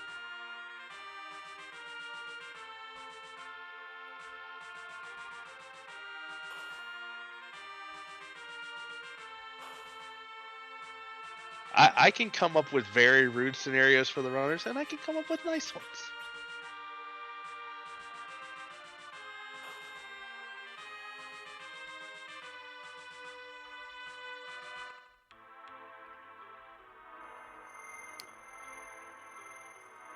I believe we have Baron Guards, if I'm saying correctly.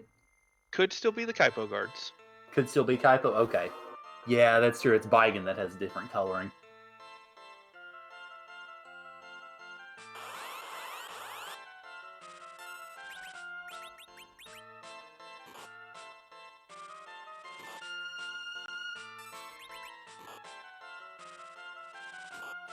Baron guards can be kind of rude here, even with the mute.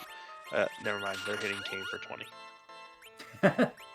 Well, they're hitting Rosa for more than 20, unfortunately, but with good heals, that can obviously be mitigated.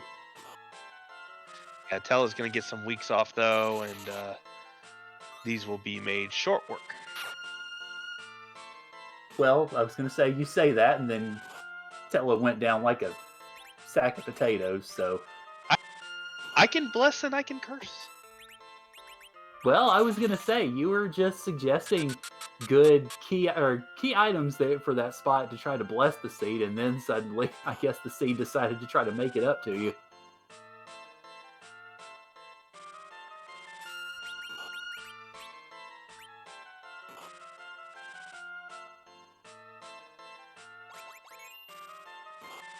Who tried to get that Tella up, and Boardface said no. Well, good job, Boardface. Dathus is continuing his D machine grind. I've said it before. I will say it again. I am paid to talk, not count, so I have no idea how many D machines he has done. I'm afraid I've not been counting either. I've been watching to sort of contemplate and figure out what Xenocat's up to. I think I had the curse ring on that Tella, but decided to take it off to speed things up a little bit, get weak on those Baron guards a little faster, which is definitely understandable. Yeah, and unfortunately didn't save up there by the guard, so has to rerun all the way up the tower. Oh, that's too bad. Choosing to rectify that problem this time, though. Yeah, the Rune Ring will assist. It gives mage defense, and those Baron guards are considered mages. One of the many wonderful programming decisions that the folks who made this game made that, well, I don't know if any thinking person has been able to figure out some of those decisions even to this point. I mean, there's a monster in the sealed cave called a Screamer that is a machine giant, and it's a ghost. Okay. I did not know that, actually. Makes perfect sense. Sure. Of course.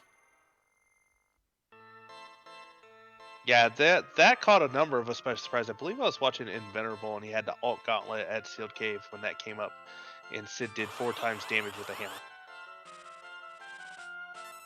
Well, I was going to say Sid's good for that. All right, so round 2 with the guards. We'll see if it runs a little smoother this time. Yep, as Dathus is casting Weak on the Searcher, and he is going to finish up his grind. But first, finish up his Tella. Or at least attempt to. Didn't quite work out. This not Tella yet. is not going down. No, and he wants that agility anchoring, and, well, Tella ends up finishing himself off. You young whippersnappers. Xenocat is rewarded with a rat tail. Well, alright, so you got both of those turn-ins. Just no way to turn them in. Yet, at least. At least it's a key item. That's what Xenocat has been hunting for.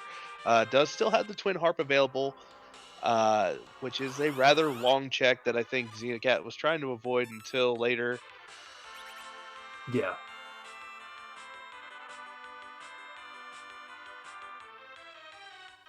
Hey, there's Golbez. Do you know the laughing man, the laughing man, the laughing man? He lives in the tower.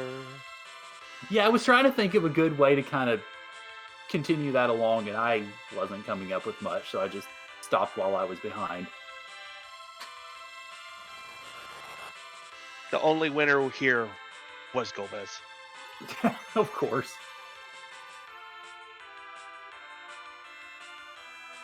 Not entirely rude here. Not a lot of health. Not a lot of magic. And Xenocat's not going to have to sit through this whole entire cutscene. And the person that got eaten by the dragon is probably the one that they wanted to get eaten. Yeah, so definitely could have been a lot worse. But still, it's a little bit of a pain to have to kind of sit through Golbez puffing out his chest and kind of strutting his stuff. Now Dathus' grind is done. He is going to begin the hunt for either the adamant or the sand ruby.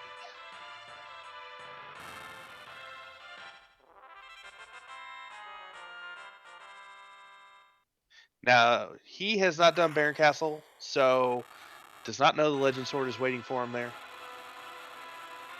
Or is that Baronet? That was Baronet, sorry. Baron Castle was the Drain Spear. Right.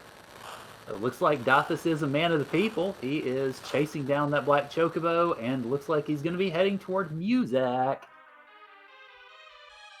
Yep, if you are new to this randomizer, we like to randomize as much as we can. In the vanilla part of this, Edward will get out of the bed, crawl to his harp, and heroically play some music that will save the party from utter doom. We decided that music, we didn't want to hear it every single time we played this, so we randomized it. And it's usually from another RPG in the series, or another series, or some from pop culture, but it's all done via harp.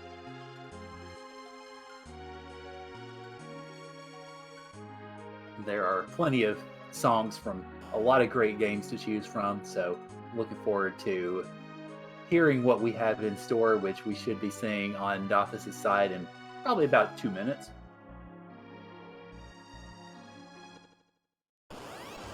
Meanwhile, Xenocat is out of the tower, going to be rewarded with... Oh, a hat. Not what you are wanting to see. No. I mean, the glass hat is not a bad hat, but it's not a key item either. Dathus showing off. If your character is able to equip a magnetic weapon in the fight, it will paralyze them in the fight and get you through that cutscene. But now, music.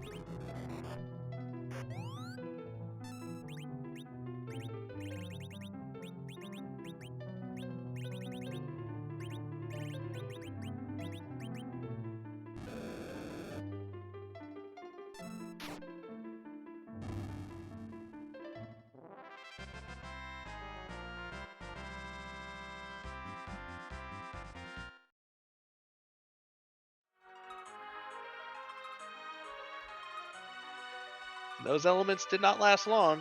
Unfortunately, didn't even get to think a full loop of that wonderful tune from Final Fantasy II.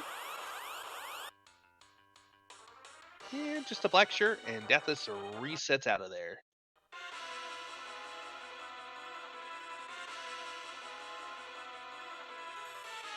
Meanwhile, looks like we are going to get a musical reprise from Xenocat's side, so enjoy, everybody.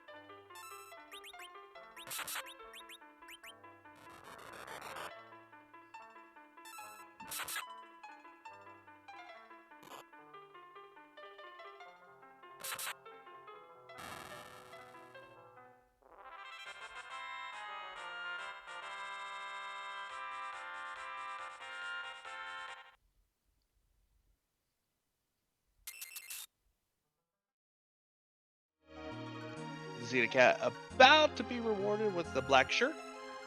And as I'm doing the math in my head, Xenocat has the Odin spot, which was Dark Elf, and the Alt Gauntlet at Leviathan left. And that is the only spots left on Earth for Xenocat right now. Yeah, that sounds about right.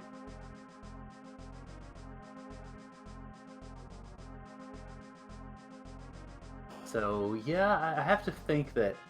Oh, I guess Xenocat is looking to pick up some more party members and may very well be going ahead and initiating their grind. That looks to be the case. It'll be interesting to see how Xenocat wants to round out this party. Taking a Porum.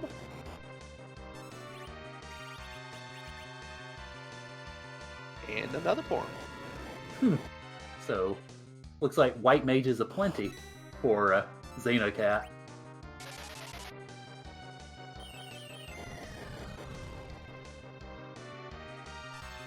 Now, the one thing I haven't been keeping a very good eye on is where is there any mage gear in the shops? You know, you want to get a little stat stick. You want to find. I believe we've seen wizard hats and wizard robes somewhere. Those are good. But you know, we only have the one silent staff. Yeah, it's unfortunate. I mean, this siege just really has not been very good to. I mean, anybody who wants to do any sort of mage damage or have viability for any sort of mage strats. It's just been rough going all around. Dathus is heading down to fight this dark elf before finishing up the Baron Throne. Yeah, and it's understandable to go ahead and take a look because obviously Dathus has already done his grind, so he's got levels. He's got plenty to be able to sit here and just do whatever he wants as far as trying to deal with the Dark Elf in either form. For Judge and Phineas, so I agree with you on the more levels is better. I'm thinking about the low health pools for the Porums. Looking at Dathus post grind, you know, his Porum has 2100 health, and without a lot of gear, some big bangs can take her out.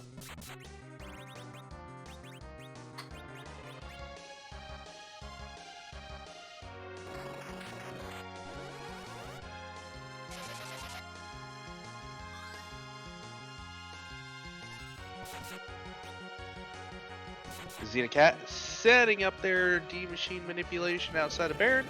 I was not able to see how many checks or steps, but is heading to the giant, so may have gotten lucky and only needed the one encounter. Yeah, that really is the dream when it comes to the setting up the D machine grind. It's fortunate that unlike the Mac Giant grind, which you could also do on the Giant, the D machine grind doesn't seem to take as many encounters to set up, either in the initial encounter or trying to chart it out afterward. So you can more easily get the 0 extra battles or 1 extra battle that is a bit preferable in that sense. And it looks like Xenocat got it, and Dathus got himself a Dark Elf kill.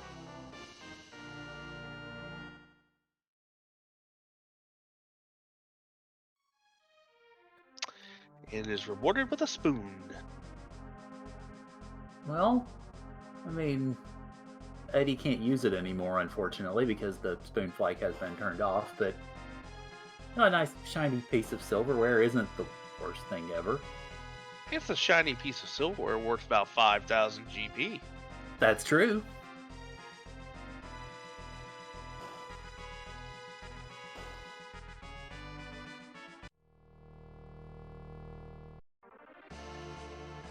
And Xenocat looks to have found their D machine. Will get started on this grind. Has the Ether 2s.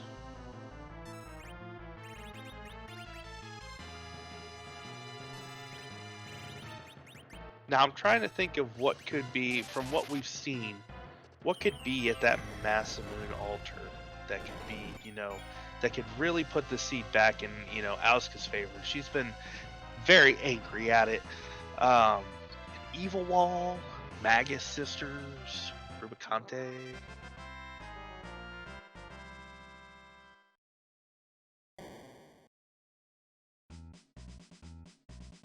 Chad also pointing out DKC. Also, by the way, another Porum. Hi, another Porum.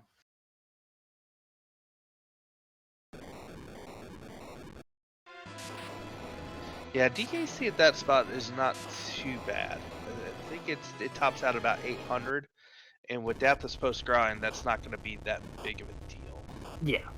Yeah, that can be handled.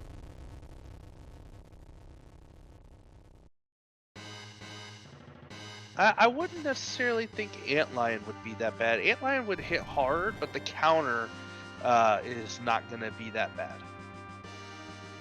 I think the big ones that would be the rudest would be Rubicante, Evil Wall, and Magus Sisters.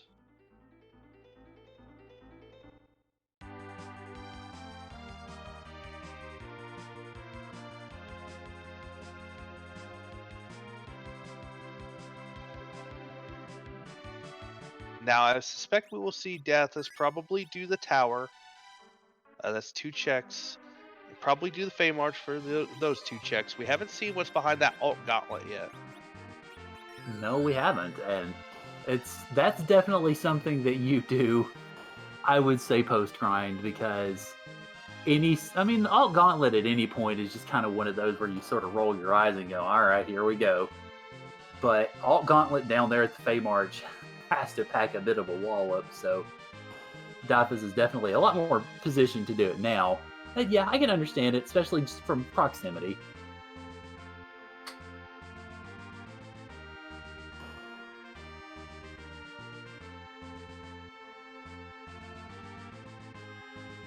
Yeah, but that's a lot of time for an alt gauntlet, and even post grind, that alt gauntlet is not, is no joke. I mean, the clappers are kind of rude there.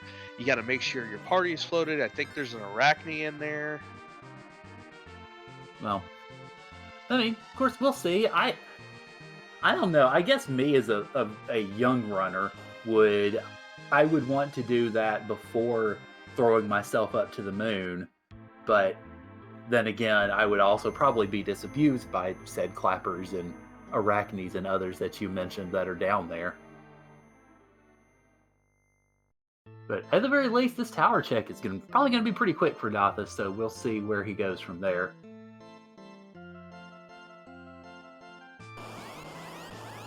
Yeah, Dathus is going to get the rat tail from here. Get the glass hat at the bottom. I would actually like to see Dathus head to the moon after this. Yeah, chat pointing out you have an objective up there. That's true. You also, and of course you mentioned you've got a lot more possibilities as far as key item checks. So yeah, I was mostly basing my choice on proximity just because you're right close to the Fey March. But of course we know that one of those checks doesn't really pan out. Obviously Dathus doesn't know that yet, but it'll be interesting to see exactly how he decides to approach this. Mr. Bus Driver in chat, if you go to the Free Enterprise Wiki, there is a link to a number of guides that are in a Google Sheet, and one of them in there is the D Machine and Mac Giant XP calculations.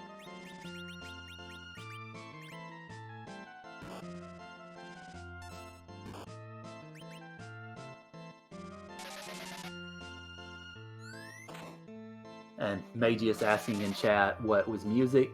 Music was Pandemonium Castle from Final Fantasy II. So we've had FF2 music in at least 2 of the restreamed races tonight.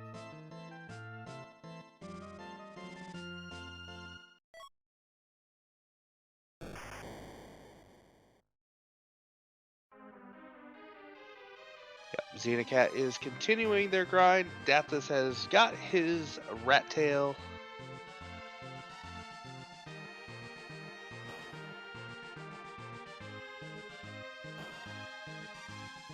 Going to be greeted by Golbez. Now, Dathus' Golbez will take a little bit longer. Golbez's Shadow Dragon is going to be hungry for 3 of Dathus' party members.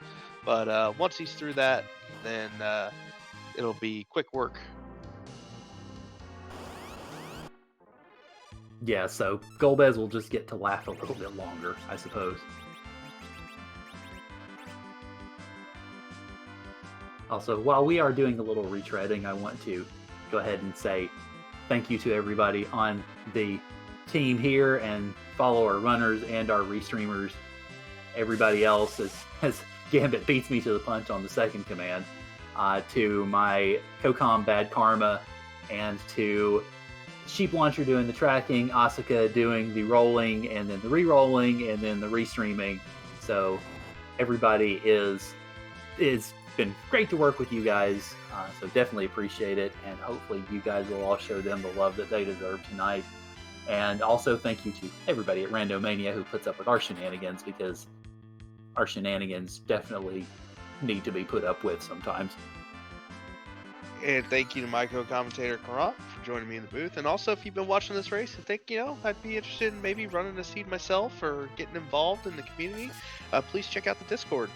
It is will have all the information you need to get started and rolling your own seeds, and it has a lot of useful information. And any questions that you have, we can get you started. And as I continue to fail at commands, Scarlet Kitty did get the correct one in there. But yeah, join the Discord and get started. Maybe we'll see you in the next tournament. Absolutely. There's plenty of types of seeds that you can roll. You can essentially start at whatever level you wish, whether it's taking it a little bit easier, or if you want to plunge into some of these lovely flags that our runners are running, either that they did in the group stages or that they're doing here in the tables and brackets.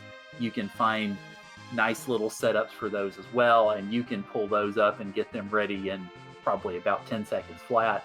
It's very easy to use, a very nice site. And as chat mentioned, it also has a link to our Discord, so you can come in and hang out with us and learn all the things that you need to learn about D machines and Mac Giants and Screamers and Clappers and everything else that suits your fancy. As Sheep Launchers pointed out, if you've not talked to all the NPCs, do so.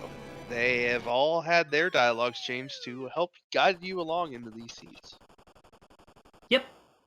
And chat asking, is that an actual mode? It's not an actual mode particularly, but it's just, fun to see all the things that the developer has changed and made better as far as quality of life, and maybe mostly just humor too. Xenocat has finished their grind, will be exiting the giant. I would suspect Xenocat is probably going to head to the moon. Yeah, I would figure so, because they've got the information about Water Hag. It wouldn't surprise me in the slightest, because in terms of time, it is probably a little bit less time to go to the moon now, coming from the Blue Planet, than it would be to go all the way down to the Fey March.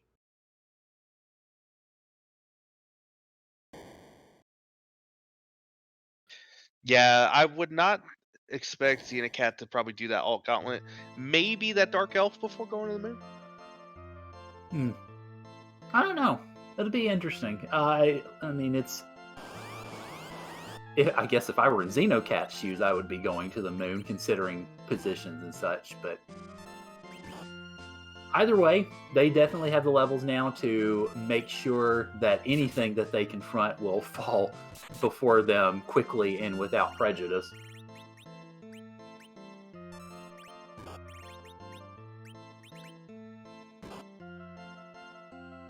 Yeah, as Gamba017 has pointed out, Dathus is still cleaning up some of the checks that Xenocat did.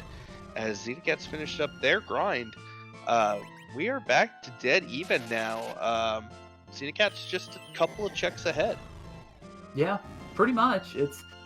It's been an interesting race, and of course this is obviously what we like to see here, is make sure that our runners are very good, because they've all made it to the table stages, and they're definitely very talented, experienced, and obviously they both want to win. If Xenocat takes this, then they get 3-2, and they are at the very least they at least are in position to challenge for a spot in the top 16. And if Dathus takes it, he will be 2-3. And with another win, he will be in a position to challenge for one of those spots. So they both have something at stake in this. So that means they're racing their hardest, and they are still, they're this close together, and it's great to see.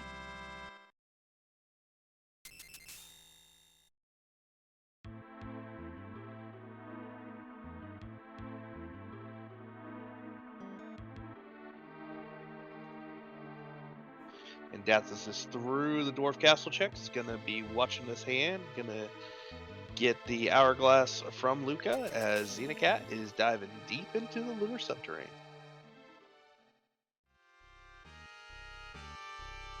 Yeah, I presume heading straight for the Masamune altar, which makes sense, and also sort of lends itself toward a bottom-up lunar subterranean, which, from what I've seen, has been generally the favored strategy among a lot of the runners if they're going to dive this LST. Just go ahead, go make the walking commitment at the beginning, and then just push your way up from there.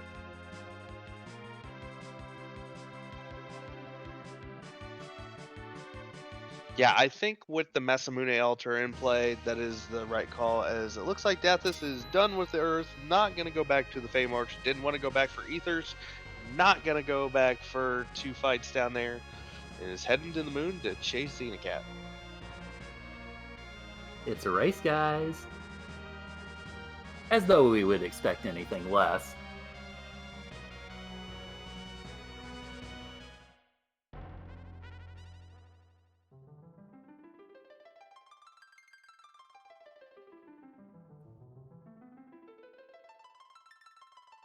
Yeah, so Xenocat's probably got about a 2-minute lead now, I think. Will come down to how both runners do these fights. It depends on what we have here, but there could be some convergence. Could come down to the wire here as well. Yeah, I agree as far as the interval is concerned, because yeah, obviously Xenocat entered first and has been working on some setup, and so Dathus has been able to catch up a little bit of it. But yeah, 2 minutes sounds about right. That can be made up very quickly, though, by a good boss on Dathus's side or good execution, or if Xenocat maybe meets even different board-faced AI can make a difference in this. So, Asuka, I'll one Rugia up one. Alt Gauntlet to Luca Key to Pan, and Pan has both Sand, Ruby, and Adamant. Gambit, Wyvern is in the waterfall.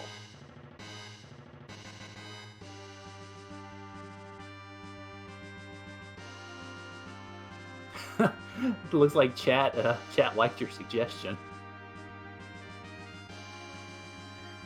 CPU here, not terrible, but is gonna be slower for Xenocat because of the emphasis on mages. Yeah, and well, that's where you may end up seeing this time made up.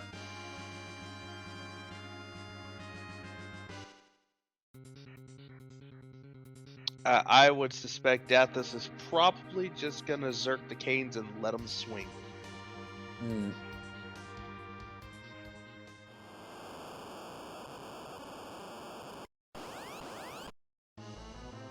I was gonna say, I at least in that position, I'd be a little careful risking those Globe 199s on any sort of Berserk characters.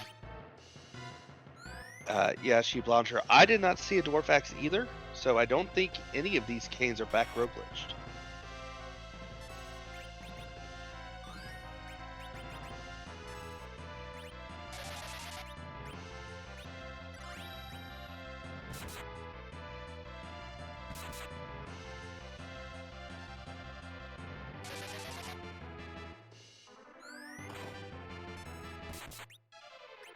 Yeah, chat pointing out, probably going to get some blinks on the attacker.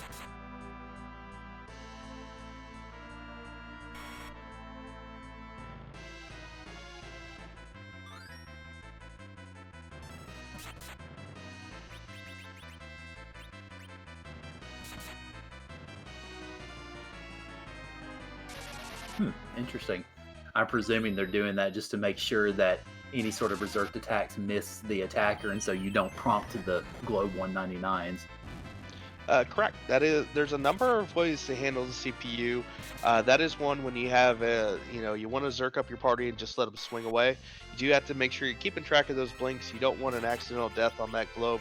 Another one, as you saw on Xenocat's side, They casted float and got that to land on the attacker.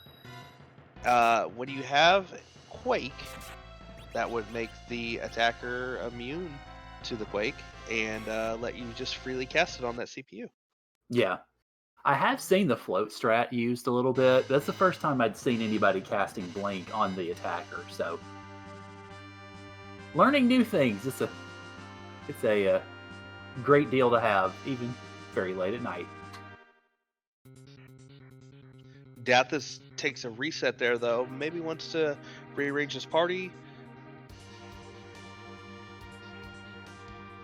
The CPU has about 30,000 HP, so it is going to be a slog with not being able to cast spells like Xenocat was hoping for.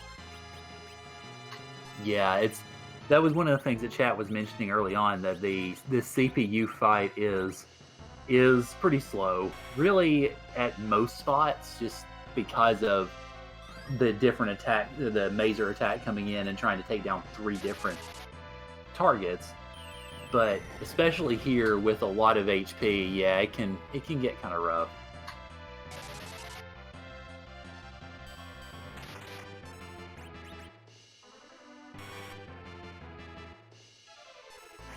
Mr. Bus Driver, I don't believe adding float to an enemy will make it weak to the flying racial, but I could be very, very wrong on that.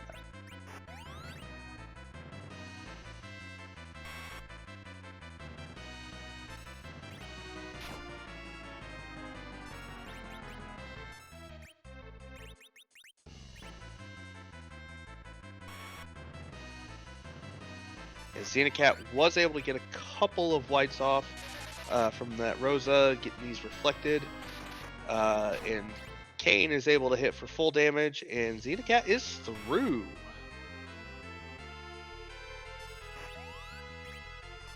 So how about that go mode? Oh my, and this, chat, is why you do your objectives.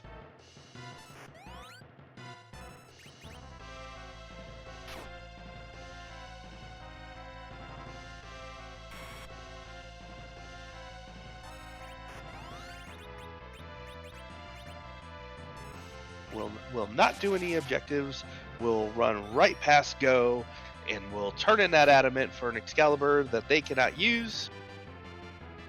Maybe the Cockle Shop has something.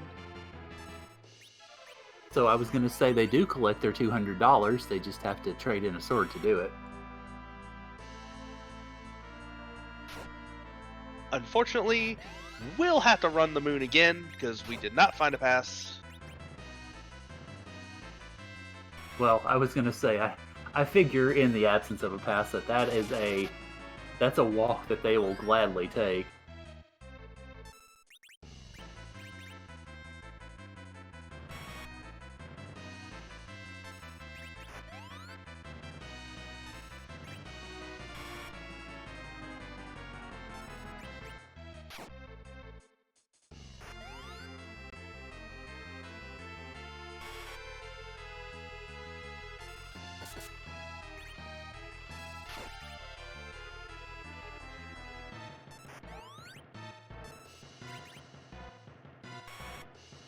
Dathus is working through the CPU fight, has both Canes doing jumps.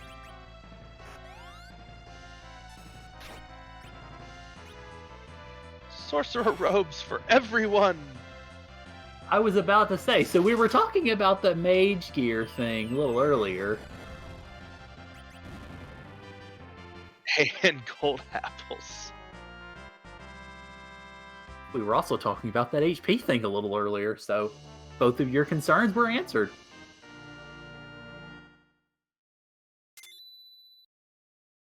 Yeah, and with crystal armor that it looks like Xenocat may have already sold, and a crystal sword that Xenocat may have already sold, gonna have enough money to get whatever they need.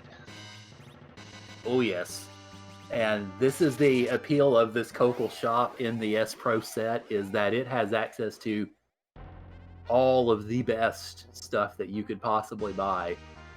So if it's a seed where you open that forge up, it can be basically like waking up on Christmas morning and finding an entire room full of presents. Xenocat has their crystal. Gonna climb back in the whale as Dathus is flying back to Earth to turn in his forge. I think though, with this lead, Xenocat has about 2 minutes on Dathus. Dathus would need Xenocat to take a wipe on Xenomus for him to be able to catch up, I think, at this point. Yeah, I was actually just about to ask, given that we're going to be getting them both into the Z fight at relatively similar times, whose party do you think is better set up for it? I didn't get a look at. I need to see Xenocat's HP totals. I haven't had a good look at them. If their Porums are running really low, one bad Big Bang could wipe this all out, even with those Sorcerer Robes. That being said, 3 people casting white can make this a quick reflex strat and be done. Yeah. Yeah, like you said, it really just sort of comes down to how well Xenocat is able to manage those big bangs, because the first one should be relatively easy to mitigate. Future ones, not quite so much. But if you can get those whites reflected, get that high damage coming in, yeah, that'll make short work of any Z. Now, the question I do have for you, Karan, is do you know what these flags are that are happening in chat? I know it's midnight for me, and I'm pretty tired. Well, we like to randomize a lot of things in this here seed, and one of them is our final boss, because we don't want to just plunk him in the middle of Antlion Cave or anywhere silly like that. That's just asking too much of our poor programmers and such. So we instead decided to randomize the sprite that our lovely Xenomus assumes on every seed. There are over 450 of them, courtesy of all of our wonderful folks here, particularly Scala Kitty, who's responsible for the majority of them. And so whenever our runners make their way down, we like to ask ourselves a question, and that is, whose butt are we kicking tonight, y'all?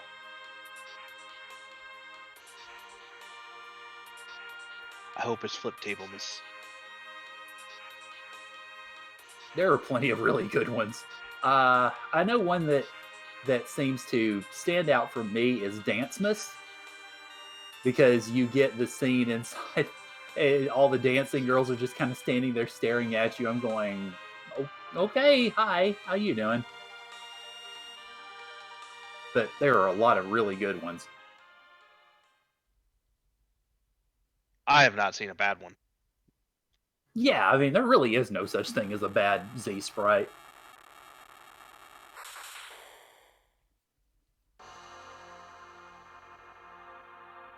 As Scala Kitty points out, we closed their club, so yeah, of course they're mad at us.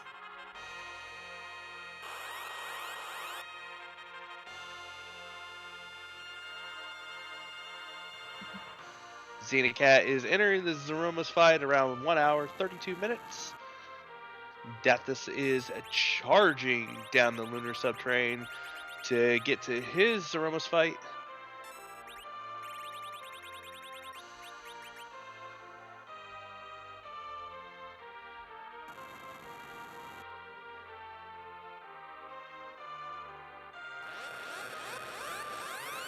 Looks like Kane will be handling the Star Veil.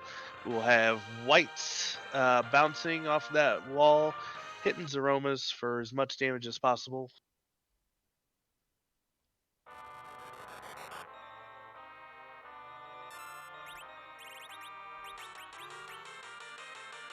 Oh my.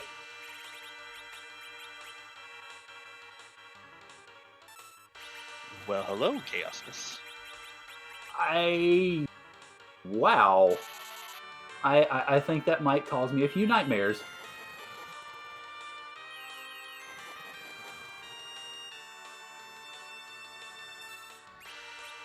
As we get started with this fight, Gizmus, there's a lot of strategy around which chests to get, which ones not to get. You typically want to route them in as you get to them. A lot of people like to stop looting as soon as they feel they have enough gear. So it all just comes down to runner's preference.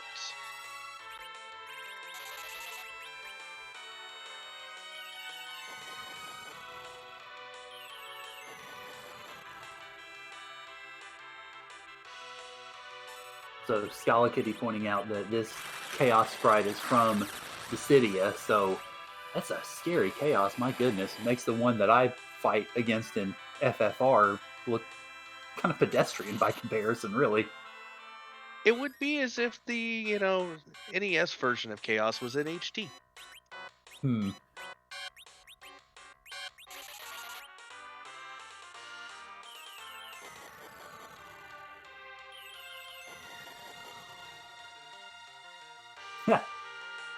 Chat accusing Asuka of pandering to me. I wouldn't say that particularly. But I do appreciate the touch.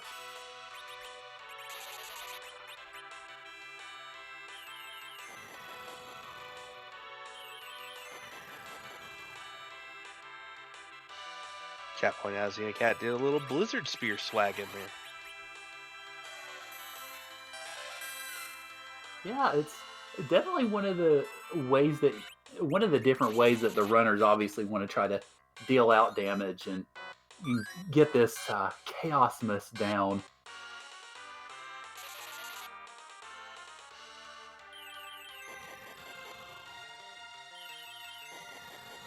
As our runners are battling their Chaos Mist, my question though is one for Scala Kitties. How many versions of Chaos do we have in the pool?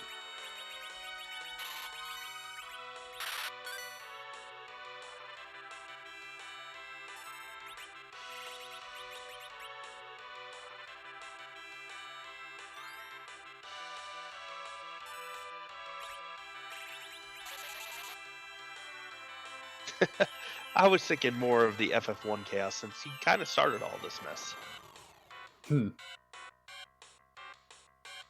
Yes, drat him causing that time loop.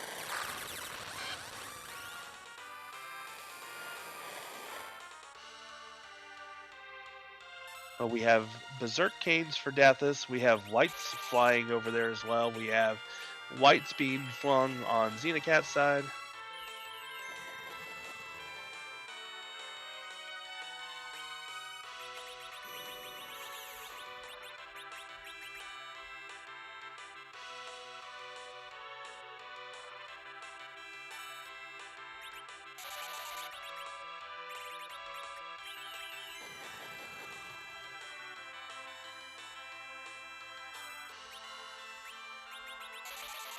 And there's a lot of damage going out. It just makes me wonder which one. Oh, as Kane takes a quad 9.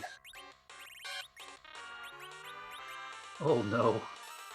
Oh, you hate to see that.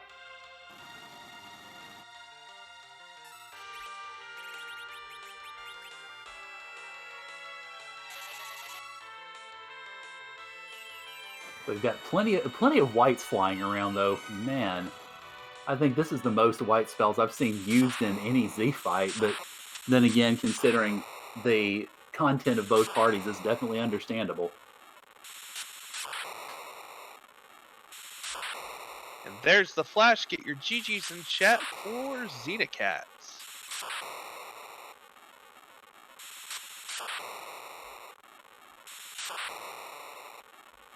With an official Discord raise spot of 1 hour, 37 minutes, and 43 seconds. GG's to Xenocat. Congratulations. And we will see about getting them in here for an interview.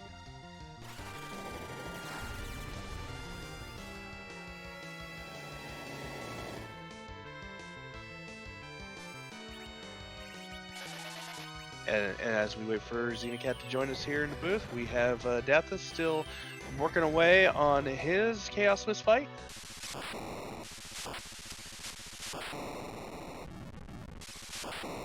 Oh, we get the flash on his end too. Oh my goodness. And get your GGs in chat for Dathus.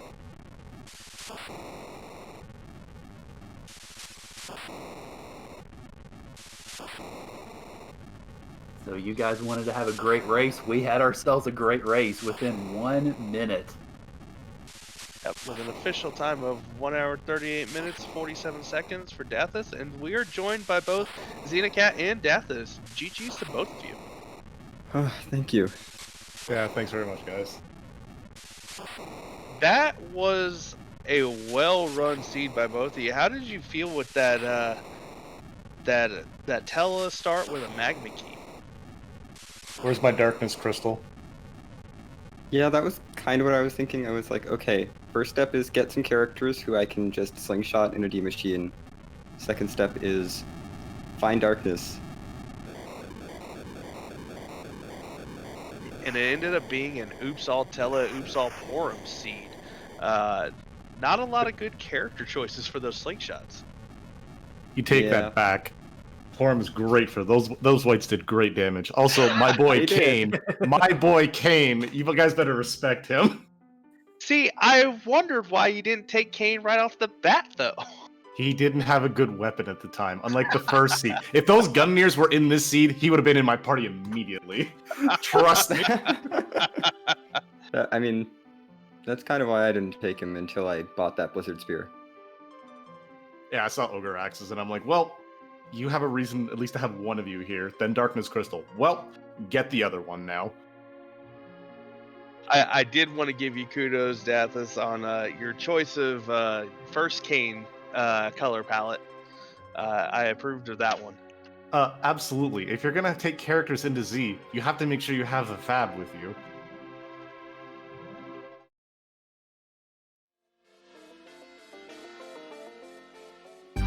Well, after the early technology difficulties, Xenocat, I hope your computer is running fine now. It is. It does this every now and then. It's not very common. But usually it cooperates. It's okay. I didn't want to deal with that Ogopogo anyways. See, I actually got through that before I crashed. Not on delay, but Twin Magic Yeah. doesn't trigger counters. Fun fact.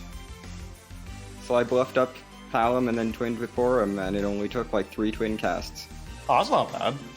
I was wondering, I think that was what I was gonna have to do too. Yeah, it was not actually that bad.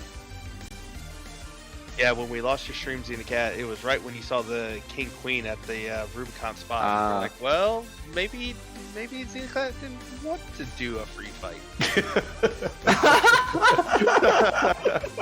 Freeway into the underground? Nah, let's just get this scene. Let's get a reroll.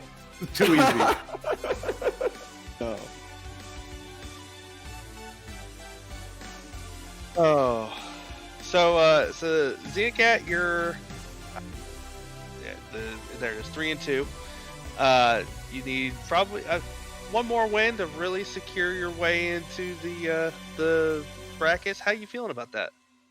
I'm feeling a little nervous. My next match is tomorrow against McBain, and McBain is a really good runner, and I'm a little scared because I don't know if my strength of schedule is good enough to make it in at 3 and 3, but we'll see what happens. Yeah, in Dathus, unfortunately, you're 1 and 4 right now. You do have one more race coming up.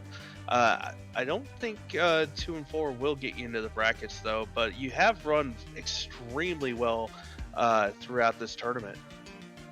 Yeah, unfortunately, my strength of schedule is very weak. I am still very happy with how far I got. The fact that I am even in tables is still absolutely mind-blowing to me. I was hoping to hit top 16, but I mean, again, yeah, Xenocat, fantastic runner. I'm losing no shame, especially cutting it that close. Like you can't be any happier about a loss like that. Well, I will also add my GGs to both of you.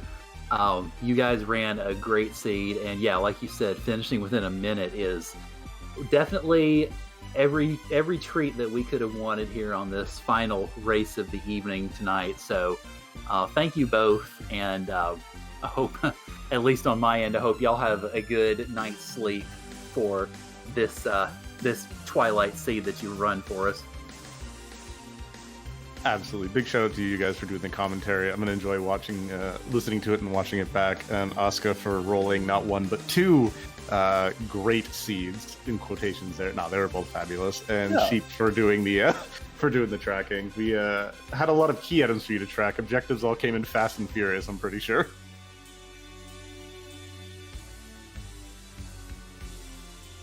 Yep. And on that note, I don't have anything else, Grant. Do you? No, I think I will shut up and let you guys get some sleep and let us go do some raiding because I looks like we do have a target in mind. Right away. Night, guys. Night. Have a great night. And we will be, that'll be the end of our evening on Randomania. Please do not spoil the race. We are planning to raid over to Direwolf813, doing some table flags practice. So please keep the spoilers to a minimum in case anybody over there has not seen or would like to see the VOD. And on that note, we have more free Enterprise coming at you tomorrow. I am trying to pull up the times before we raid. Hopefully I get it. We have a 6 p.m., 8, 9, and 10 o'clock race all tomorrow.